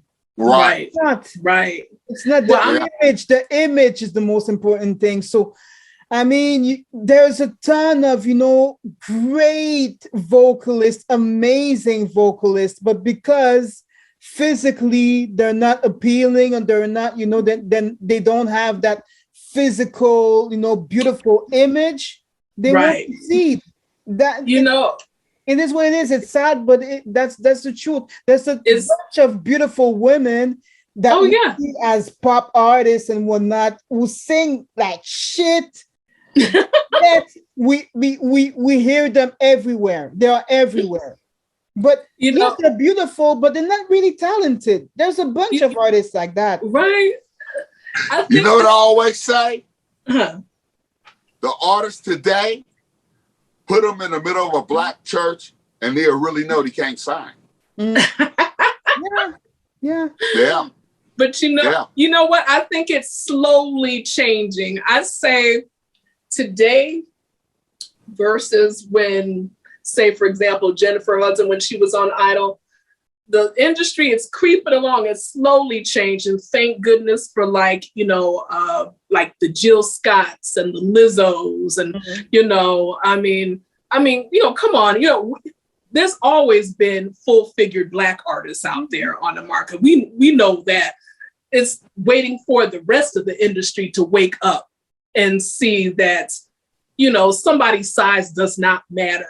It's ridiculous. So, but slowly but surely, the more those artists get that mainstream appeal, like Lizzo's everywhere now, you know, everybody's is trying to be body positive now, which I think is great. So it's getting a little bit better. It's a lot better than what it was, but there's at least some diversity and some visibility now. But the time when Jennifer Hudson was on there, it was ridiculous. And I heard that there were other Idol contestants at that time complaining about the same thing. What was the other girl who was on there? She was really good. What was her name? But I remember I cannot think of her name right now. She was on the same season as Ruben Studdard, and she was Black. And she said they made a whole big deal about her weight. But it was just like, but when Ruben was there, nobody said anything about his weight. It's like he was the thinnest person in the room. You know, they didn't say anything about him. But yeah, he nicknamed him the Velvet Teddy Bear. I remember that. Right. Yeah. So his size was an asset, but to anybody female that came on there and they had, you know, some meat on them, you know, they were giving them a rough time, you know, trying to talk them down and, you know, convince, oh, you gotta lose weight, you know, you gotta do this and you know, it was a mess. It was a mess. So, but which is so unusual because, you know, you go back in history and a lot of the best female singers were heavy. You know, you go back. Who was the singer that the adored Mahalia Jackson? She was not a little woman. Yeah, Mahalia Jackson, Bessie Smith. Dinah Washington, Aretha. So through history, Ella Fitzgerald. She was not a little woman. Right. So, but it's like Sarah Vaughan, she was not skinny. Right. Exactly. You know, she was thick boned. She was, you know, and she had, you know, gained weight as she got a little older, but you know, they were not small size 6 or 5 women, you know. Right. It's a industry double standard. It's a ridiculous beauty standard that it's a tired beauty standard, you know. So, but like I said, things are slowly changing. I'm seeing things better now through, you know, the lens of 2022 than where we were maybe like 5-10 years ago in the industry with this, you know. So it's ongoing, but you know, it's let's just say at least we're not where we were. I say thank goodness that, like, say if you have the idol judges that you have now, like Lionel Richie and, you know, Katy Perry, it's like a different breed of idol judges that we had. They probably would have mentioned something like this now.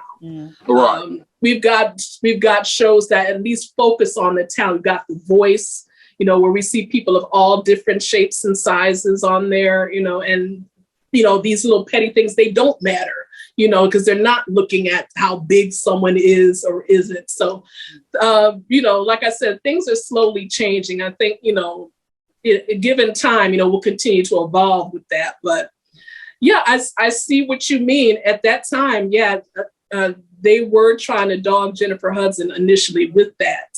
And, you know, it was horrible to see, you know. Yeah. So, but. And to go back to what you were saying, it seems like they only do it to the women. Yeah. Because you go back, like you said, to Ruben Studdard.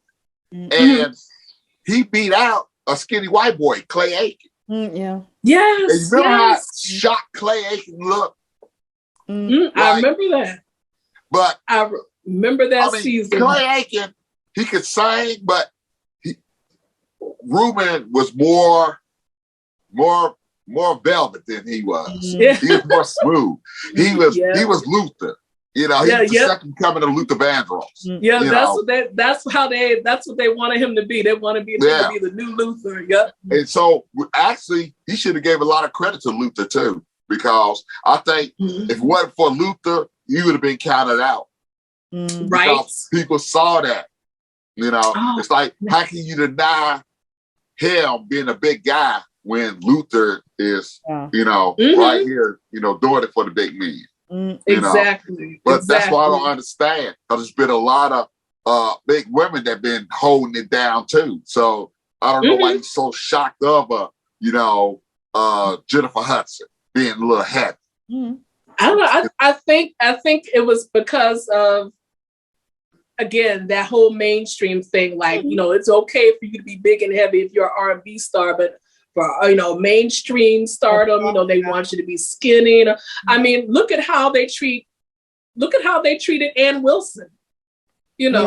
Mainstream rock star. Yeah, we already know that she can blow the roof off. But as soon as she gained weight, oh my God, it was like she wasn't fit to live anymore. It was. I remember they did her terrible. For the clip videos, I mean, they were showing only her face, or they were showing her sister in the front.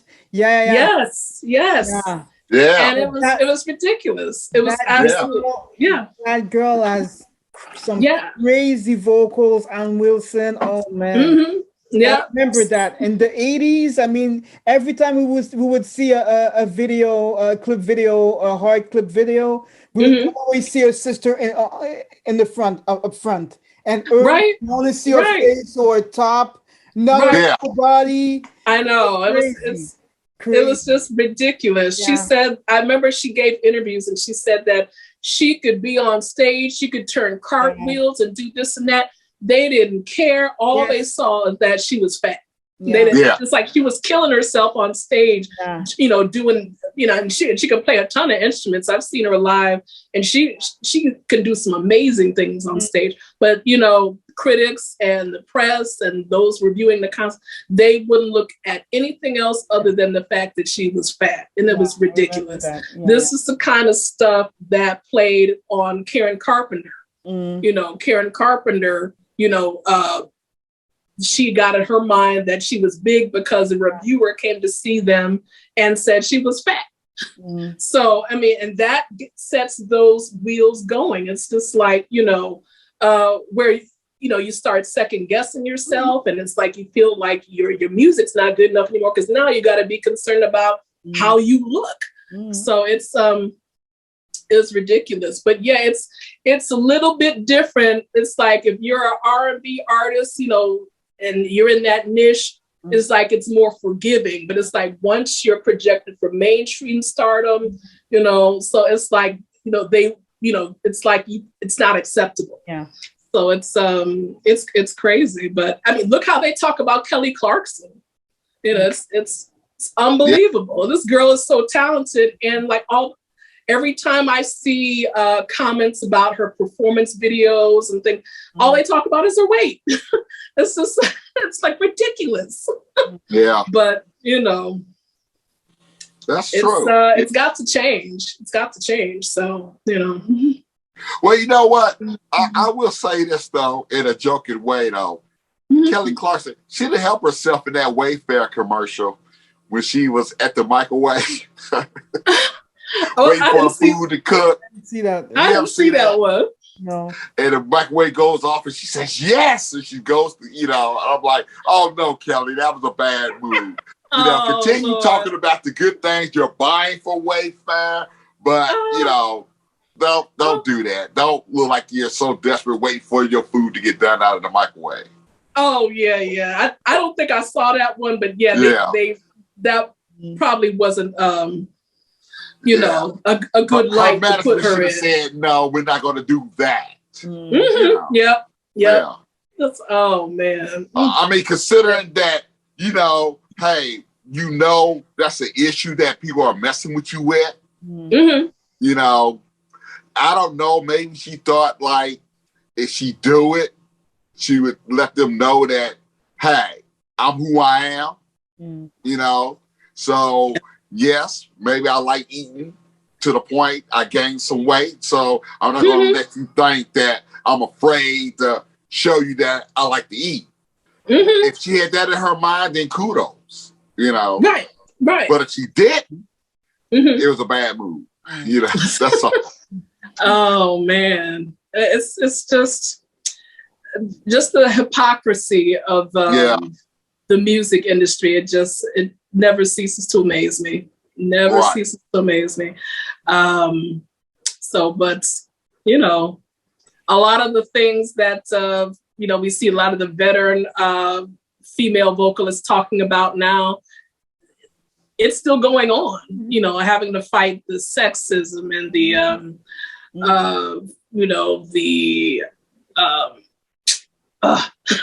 it's so much, just everything, just the weight thing, and all that stuff.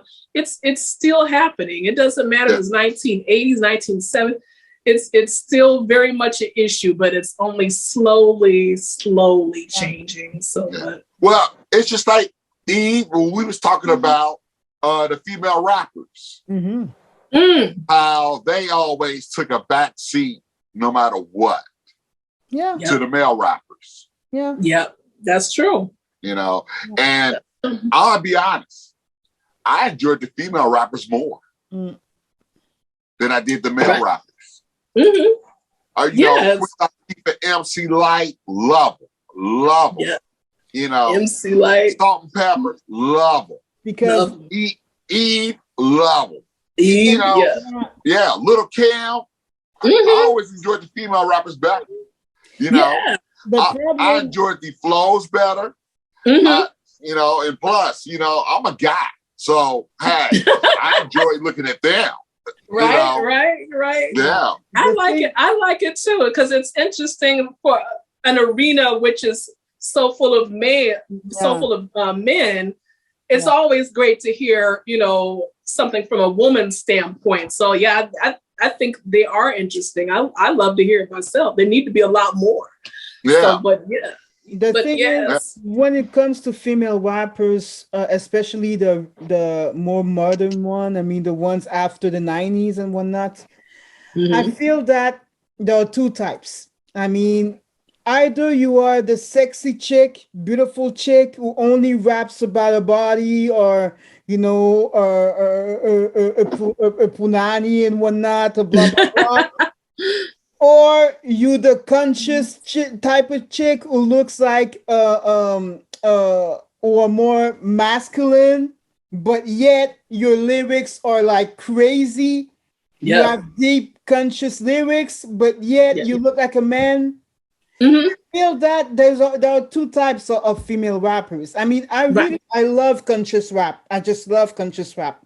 Yes. I mean, if you're MC, I love Rhapsody. Yeah, Rhapsody. For example, I mean, Rhapsody, she wouldn't, be in the sexy chick type of chick. Yeah, she's beautiful, but she's more, laid back and whatnot. She wears like, how can I say, like the baggy stuff. Baggy stuff, exactly. She's more like the 80s female rappers, more like the Yo. The Queen Latifah, the way they were dressed. You know what I mean? Yeah. But yet her lyrics are unbelievable. She's she's a super talented MC. But if you compare her with what's her name? Nicki Minaj or Cardi B, you know what I mean? Or the new one, Megan Thee Stallion. Get my girl's name out your mouth. She's beautiful. She's super sexy, but I'm just tired of hearing her lyrics. I mean, she's always talking about her body. I mean, There's other things. Right. There's other things. About something else. Right. I heard what you're saying. I mean, I know where you come from. That you have a top body, that your butt is amazing. We already know. Let's talk about something else. Mention it in every fucking, in every freaking track. You know what I mean? That's why I have a problem with the recent female rappers, man. I mean, they rap. I feel like they have nothing to say. If it's not about the body, they have nothing to say, which is sad, very sad. And the ones that do have something to say, that are more, socially conscious or rap or other things, they stay under the radar. Exactly. Yeah, they don't get as much. Yeah, that is exactly it when it comes to. Yeah, I understand. It's true what you're saying, especially when it comes to Megan, I'm gonna say Megan Thee Stallion because we know she's a very educated woman. Yes, she is. Very educated, very intelligent. Her backstory is so interesting. But Yeah. So I kind of understand where you're at, Eve, because you know she's talking all this stuff when she can rap about so much positive stuff because really she is a positive woman because she went out there and got that education. But she doesn't promote it. Why? She doesn't promote it. So I can understand. I can say, okay, you're making your money by doing this, and that's the way it is. But you could do another album and rap about education, young women, get it, be strong, be independent in this world too. She won't do it. She won't do it. Well, it ain't the fact that she won't do it. Her record company won't let her do it. Yeah, that's it. That's what I was gonna say. I said, I bet you she probably wants to surprise her fan base and put out something like that. But I bet you the label is probably resistant because it's like once they have a formula, once something is successful, don't mess with it. So it's just like, you know, so you've got this image out here now, you know, don't try going all, you know, smart on everybody. If you want to stay mainstream, she will never do that. She will never do that. Unfortunately. It's sad, but it is what it is. I mean, I love Rhapsody, but look at Rhapsody. She's super talented, but she's not crossing that, you know, she's still underrated. She's still, you know, she's sad, but she'd have to come out with something like risque or she's gonna have to change her whole image if she'd have she's gonna have to wear those high heels and those tight shirts and whatnot, or those, you know, super tight pants with showing her body and whatnot. If not, right, she's still gonna stay underground. It's sad. Oh man, it's sad. But hey, it's crazy. Isn't it amazing though how back then how they got away with doing that though? Like look at TLC fans. Yes. How they got away with the baggy clothes stuff. I mean, even Aaliyah. Yeah. Got away with wearing the baggy clothes and all that stuff. Yeah. That was the look. Yep. Yeah. That was the look at the time. If you ain't half naked, you ain't worth looking at. That is so true. Oh my God. Oh my God. I mean, in the 80s, I mean, Queen Latifah, MC Light, they didn't have that problem. I mean, it wasn't a big thing to be. Yeah, they came out, you know, right for Missy Elliott. It was all about their lyrics. All about their lyrics. Yeah. So, all about because you think about it, Queen Latifah and MC Light didn't actually start looking like women until they were done with rapping. Yeah. That's when they started wearing the hair and the dresses and the shoes and stuff. They were still cute, though. They were still cute. I mean, they were still Yeah, and look at Missy Elliott. She had such style. Yeah, Missy Elliott. Yeah. I'm telling you. So, but it's like, now it's like you have to be one way or nothing. So it's that's it. It's if you want to be popular, if you want to be in the female rap game, you want to be popular. You're gonna have to be sexy, man. And it's kind of sad though too. It's kind of sad too because you look at Queen Latifah, who never did none of that, and to this day she's still on top of the game. I watch her every Sunday on her TV show, The Equalizer. The Equalizer, Yeah, she's still on top of her game. She has a #1 show on Sunday called The Equalizer. The Equalizer, that's right. Yeah. She's proven her. She's one of those talents where it's like they started out rapping and they acting. They're so multifaceted, you know. And then with the acting, and then with the jazz album she put out, you know, it's like she can do so many things. She put 2 out. That's right. She did put out 2. That's beautiful singing voice. Hello, CD only. CD only. CD only. Right. Yeah. Oh man. Yeah, CD only. And I'm telling you, those albums are fantastic too. Yeah. Beautiful singing voice. She does a remake of California Dreaming. I remember that. Wasn't that something? Man. Yeah. Beautiful. Yeah. Yeah. Now, that's what needs to be put on vinyl. I would love to see that on vinyl. I'd love to see her do more of that stuff, you know. So it's, but, you know, I know she's busy with her show now, but yeah, she just, you know, so talented. Yeah. She could just drop those two CDs on vinyl. I'd be happy. Yeah, for real. But you never know. You never know, right? Yeah. Dana Owens. Wow. Yeah, but I don't know. It's like the whole, you know, sex issue with female rap. I don't know. It's just like it's like they can only take it so far. You can't keep releasing album after album of the same stuff. So it's like, you know, well, how far can they take it? I guess it's working. Look at Cardi B. Right. I mean, it's working. But as far as longevity, how much longer can they sustain their career on doing the same type of vibe on each album? It's like, you know, are they going to have this epiphany where it's just like, okay, I've had enough of this. I'm going to get serious, you know, and will the label support them? You know, that's the thing.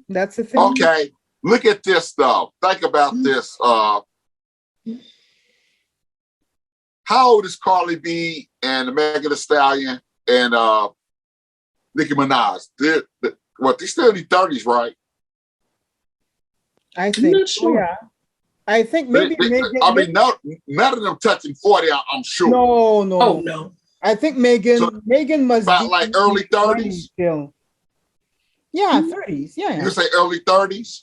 I think so. Yeah. Okay, early 30s. Now, how old is Janet Jackson? 55. Okay. 56. I don't know. Now, think about this. She's 55. How many men you think would love to see her naked? Even at 55. Probably a lot. Those girls still got a long way to go. Oh yeah. Oh, they got a long way to go for sure. You know, they're still young. But it's like, I wonder how long before either they get bored with what they're doing or their audience will get bored with what they're doing before they have to make a change of some sort. Yeah, they can go on for as long as they want to. Yeah, they're still young. I tell you, they get bored when the money dries up. Yeah. That's the only thing that's going to stop them. When people stop buying the music and paying attention to them and stop showing up at the shows, then they'll stop. Long as it's a river flowing, they're going to keep on paddling that boat. Yeah. Yeah, I guess you're right. Yeah. That's it. It's sad. It's sad, but it is what it is. I mean, it's so much more than just music, man. That's what I would love for those artists to understand, that it's so much more than just the music, especially when it comes to, you know, the younger generation, the young Black girls who are, you know, following these artists and, you know, thinking that, oh my God, I have to be that sexy. I have to be that, you know, I have to have that mentality. I have to have that attitude, that sexy attitude if I want to be as, you know, big or as popular as Megan Thee Stallion or Cardi B, which is so sad, man. I know. I think. Okay. Did we talk about this? I was just going to say, didn't we touch on this? I want to say sometime last year, might have been the year before, we were talking about the same thing as far as, I think it was, when did they perform on the Grammys? When did they do WAP? Oh, when they did WAP? Well, last year, I think. It was a year before last. Yeah, last year or 2 years ago. Year before last, we talked about this, and it's like, because I guess we were saying like maybe it's different, you know, like parents don't want their kids listening to this stuff. You know, I'm not one with kids, so maybe I can look at it from a different perspective. I don't mind the sexual empowerment. You want to get up there and do that, whatever, you know. I thought what they did was entertaining at the time. And it kind of blew my mind. I'm listening to it, so I'm like, oh my God, you know. So, you know. I'm a man, so I thought it was entertaining. I know, right? I thought it was entertaining, you know, and a lot of people didn't, you know, because they're looking at it from that parental perspective. But, you know, that's something I don't have to worry about. So I'm just thinking of that as a woman's perspective. I said, well, there's guys out here being sexual. There's been doing it for years. I said, this is what they want to do. Fine. But my only thing is I don't want them to think, or I don't want to have them think that young Black females, this is all you can do. Voilà. So, you know, be multifaceted. I mean, you know, show different facets. You know, we're so multifaceted. We're more than one dimensional. We're more than just a monolith. So be sexy, that's fine. But it's just like also show other sides, you know. So I wish there was some way for them to put one foot in both worlds and just show that, you know, young female rappers or young Black women in general, you don't have to do this. So, but, you know, it's a conscious decision, you know, but it's weird. I see what you're saying though, but you got to kind of look at the fact that Megan Thee Stallion, in her own way, she did do that. Because that's what I'm saying. And she's smart. She's smart. Yeah. We know her, you know, her backstory, you know, she's an educated lady, you know, she's smart and great businesswoman. But, you know, there's more, I guess when you know that there's more to her, you want to see more from her, you know, so. That's true. Yeah, we see this side of you and it is entertaining, but we know there's more to you. So, and we know how well you can express this side of you, the sexy side, the naughty side. Okay, so it's just like, what else have you got? Exactly. You know, what else, you know, because we know there's more to her than this. Yeah. Okay, so, but then again, how do we know if the cameras are not rolling? She could be doing a lot. She's from what? Same place Beyonce, right? She's from Houston, right? Mm-hmm. I mean, she might have some stuff set up down there for some young women. We don't know because, you know, the cameras aren't going to follow you when you're doing nasty or bad things. Right. That's true. If you are doing something positive, nobody's interested. Right. Yeah. So your main occupation, your main thing is rapping, is singing or rapping, you know, and you don't promote that. She doesn't promote that she's highly educated and rapping. So that's the problem I have with that, with her. I mean, yes, she has college degrees and whatnot, but why don't she did put it on Instagram though? But why don't she rap about it? Why don't she rap about it? What's she always rapping about her body?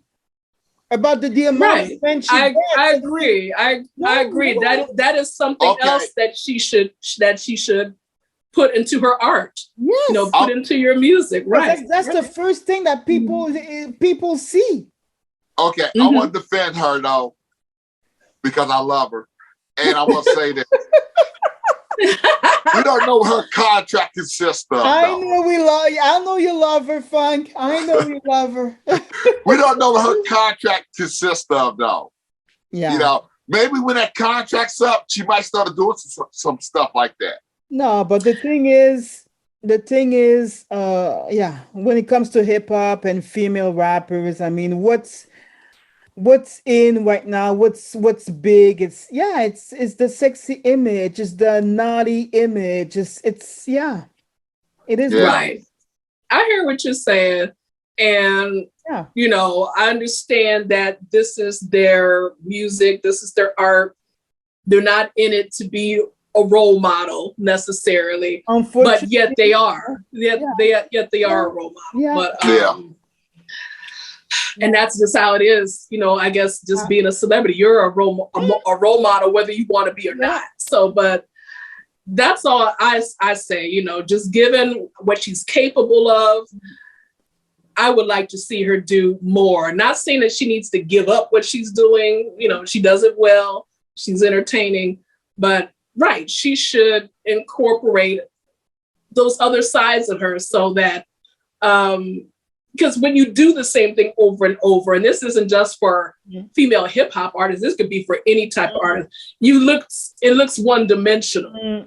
So, and there's so many, beautiful artists, so many beautiful Black artists out here who have so many different and unique facets to them that everybody needs to see it, you know. So, but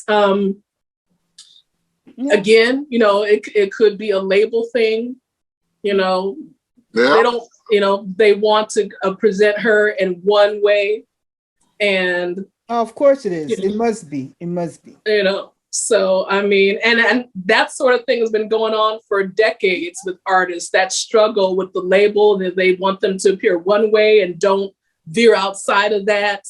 And, you know, that's what causes artists to leave, you know, to leave or, you know, whatever, you know, so they can express themselves. So, but I think maybe she'll surprise us. No doubt she will. She will. I think she'll surprise us. And I think I really do just kind of, not just Megan, it's just I defend the female artists as a whole anyway, because, you know, I see them coming after them so much, and they don't come after the man. I mean, look how long we've been seeing these men grab their crotch. Oh, yeah. I mean, even Michael Jackson was crotch grabbing. Right. Yeah. And he was the #1 entertainer in the world. Right. And that's what I mean. It's like, you know. You can't see a male rapper do one flow without his hand down in between his legs. But nobody seems to be bothered with that. No, you know? And that's the hypocrisy we're talking about. You know, for years, you know, we've seen Mick Jagger be sexy on stage. We've seen, you know, every rock star that's come down the pipe, you know, hump the stage and mic stands and all sorts of stuff. But it changes when it's for women. So on the one hand, I support, you know, women, you know, exerting that sexuality on stage. Tina Turner did it so well. You know, Madonna, you know, in her heyday, when it wouldn't be risque now, but, you know, she did it back then. So I'm all for that. But it's like, as long as it's not, you know, you're looking one dimensional when doing it, you know, and it's a shame, because I know there's artists that probably want to break free from that image thing. But, you know, again, you know, the label is holding them to it. So, but there's just hypocrisy all over, really. Yeah. So no matter how you look at it, you know, if they're sexual and it sells, it's great. On the other hand, you know, they get, you know, slut shamed and called all sorts of names if they do it, and they're a woman. And men, it's not a problem at all. So there's so many different sides to the coin, and it's, you know, it's. Yeah, because it takes you back even farther back when you think about like Josephine Baker. Yes. Yeah. You talk about somebody who was not afraid. You talk about somebody that's doing some risque stuff. I mean, like Megan Thee Stallion and them. I haven't seen them without the top yet, but Josephine Baker, she was doing it. She sure was. Yeah. She sure was. So really, it goes back to saying, how far can he take it? They ain't even touched it yet, because you go back, Josephine Baker was topless. Yeah, she sure was. Yeah. Topless with a banana skirt. Yeah. You know, so Megan, I'm just putting that out there. Yeah. Megan Thee Stallion, I'm just putting that out there. You know, you ain't did nothing yet, girl. But I'm sure there's a lot of men waiting. I'm just joking. Oh my goodness. Shaq, bad. Yeah. But yeah, I mean, it is a double standard, really. It is. Mm-hmm. There always is. There always is. It's crazy, but what can you say? What can you say? Yeah. Yeah. So, Miss LadySoul, you got any more records? That's it for me. I'm done. Mikey, any more records? I'll save it for the next video.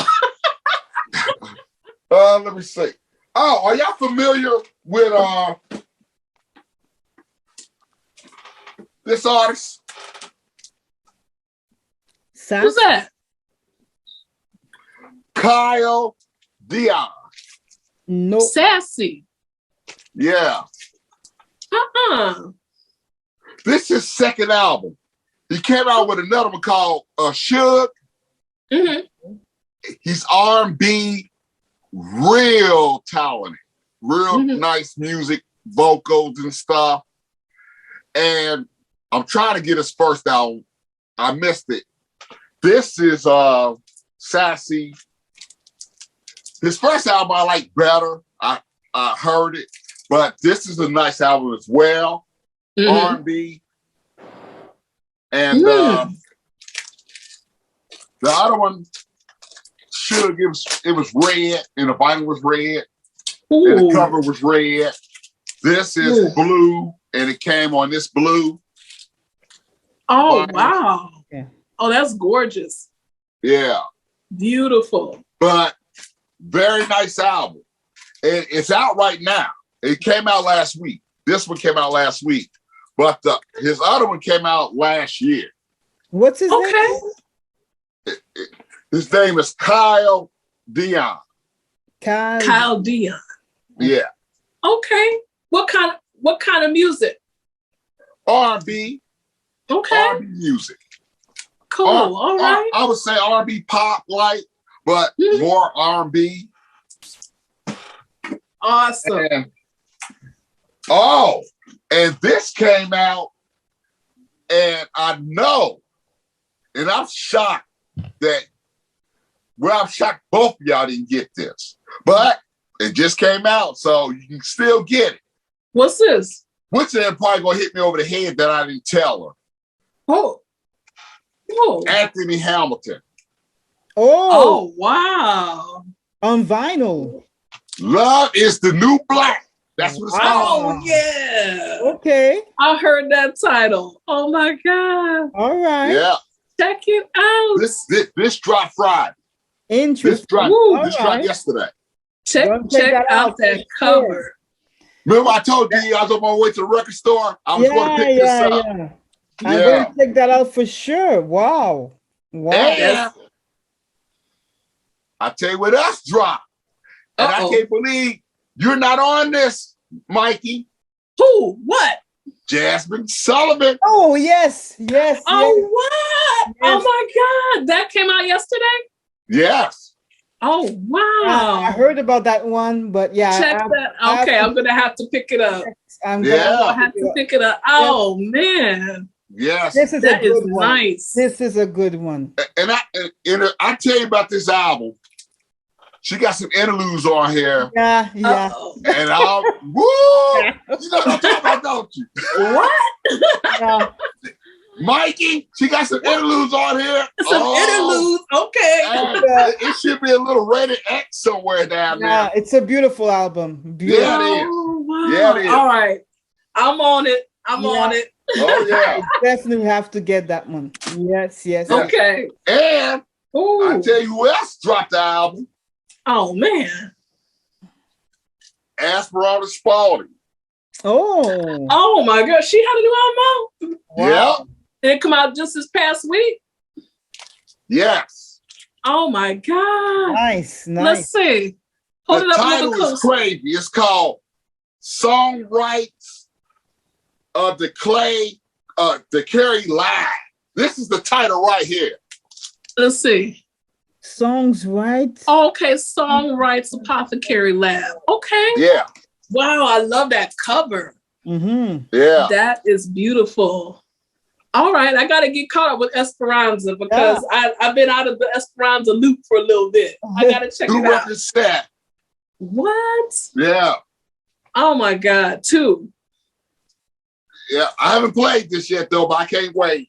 Okay, man, I can't keep up with you. Oh yeah, you can. I can't keep up with you, man. I'll tell you, because I got to the point now that I'm really just focusing on things that I really, really want. Mm-hmm. You know, I used to be running kind of a little wild and just snatching stuff though, but them days are over. The prices are they really over? Them days are over. I'm really concentrating on, like, you know, I'm waiting for the Prince to drop for record store day. Mm-hmm. That might be the only thing I pick up. Mm. It's just the gold experience. Didn't it say that the brand new heavies had something coming out on record store day too? I don't do it. See, you spending my money. I think so, because that was another one that was on my mind. Brand new heavies. Yeah. Now, is it something brand new or something that was released and they're bringing it back out? I think this is something that's going to be that's already been out, but it's just making its debut on vinyl. That's what I think. I have to look at the list again. I'm scared to look at it. So, but you get like E spending my money now. Oh man. Yeah, because I just had it in my head like I'm going in, I'm getting Prince, and I'm out. You say I'm out, right? You know it'll never happen like that. But now the brand new heavies, I got a couple of the albums on vinyl. Mm-hmm, you know, everything I have on them is on CD, so I would love to get some vinyl for a brand new heavies. Are y'all familiar with a group called the Foreign Exchange? Foreign Exchange? No, I can't say that I am. E? No. Y'all got to get into some Foreign Exchange. Uh-oh. You're talking about some soul, funk, jazz music. What? I'm telling you, y'all get online, type in Foreign Exchange, and listen to some of that stuff. I'm telling you, it'll melt your eardrums. Foreign Exchange, okay. Foreign Exchange. I gotta get on it. It will melt your eardrums. I'm telling you. You're talking about some beautiful music, vocals, I mean everything. It's fantastic. And I know you always talk about production. Mm-hmm. Oh, the production is fire. Are they new or they've been out for a little while? Oh yeah, they've been out for a while. Oh yeah, this is no flash in the pans. I mean, I want to go back probably the 90s. Oh, okay. Wow. Okay. Yeah. Foreign Exchange. They've been out for a while. Okay, I got some homework. I got some homework to do. I got a few of the maybe late 80s. I'm gonna stick with the 90s for now. Okay. You know, 90s, until pretty much now, I guess. Mm. You know, but you know how it is. It's hard to get stuff and know about stuff when it comes to that particular music. Yep. You know, but they'll let you know right away when the jazz coming out. Oh yeah. Woo. But don't get me wrong, I love jazz. I have a ton of jazz records though, but it seems like that's what they really concentrate on. Yeah. It's jazz. I mean, every Friday when they do the new, I don't know if y'all watch, well, I know you might look at it, Mike from the N Groove or whatever. When he does his Friday releases and stuff. Yeah. It's always jazz pretty much. Mm-hmm. Yeah, he does a lot of jazz releases. Yeah. Yeah, N Groove. Woo. Yeah. And then he'll show, like he didn't show Anthony Hamilton, and he didn't show Jasmine Sullivan. It will never show that. Forget it. Yeah. It will never show that. But he'll show some hip-hop, though. That's not his audience type. That's not his the demographic of his audience. Yeah. But he'll show hip hop though. He only shows what sells in his store. Mm-hmm. Because he did admit that he sells a lot of hip hop out of his store. Of course. Hip hop is the most mainstream genre now. So of course it's gonna, of course. Mm-hmm. Yeah. Of course. Where is he based out of again? I forget. Arizona. Arizona. Okay. Yeah. Yeah. Arizona. So you got a new store and everything. So yeah. Okay. All right. Yeah. So but that foreign exchange, y'all. I would have already grabbed the albums to show y'all what to be looking for, though. But if you pull it up online, I was gonna say you giving me my homework for the night, so I'm gonna go look it up. And when y'all listen to some of that stuff, feel free to contact me and say, "All right, damn," because I'm telling you, once I start listening to Foreign Exchange, y'all gonna try to grab everything you can on them. I mean, the production is tight across the board. All right. Okay. Yeah. I don't know why that popped up in my head, but it did. I don't know, man. Was thinking about playing something, but once y'all started hearing that, y'all gonna want it. Foreign exchange. Okay. All right. I'm gonna be on the lookout. Yep. Well, E, I'll tell you what. I mean, I don't know how long we've been on here, but it's been a blast. And I know you got some heavy editing to do. It's gonna be fun. Yeah. Oh man. Yeah. This is always a pleasure. Another great episode. Yeah. Yeah, because I know we our schedules kind of got off and everything. So when I talked to both of y'all, I said, well, let's just make this more of a reconnect video, just talking about everything that's going on and whatever, which we did that. Yeah. We certainly did. Yeah. Yes. But to all y'all out there that watch us, we will be back with a more put together show of a topic that we're going to share with you. Very soon. Very soon. So stay tuned. Well, I'll tell you what, it'll be Record Store Day. Let's shoot for that. Yeah. Okay. All right. The next Record Store Day, the video. All right. All right. It'll be a part 2 from the first one. So that'll work. Yeah. And it's the 18th, right? Yeah. June. June 18th. Okay. Yeah. All right. All right, guys. So I'm always down for a video with y'all. I love y'all, and it's always a blast. Oh man, I love this. Is always a lot of fun. Yeah. I love these conversations. It's great. All right, guys. Okay. So everybody out there in video land that watches us and who don't watch us and might stumble onto this video, I'm your man DJ Funk, my lady Miss LadySoul, and the Big Yellow Rebel. It's always a pleasure. Hey. We out. All right. Peace. Bye, guys. All right, y'all. All right. Good night. Good night.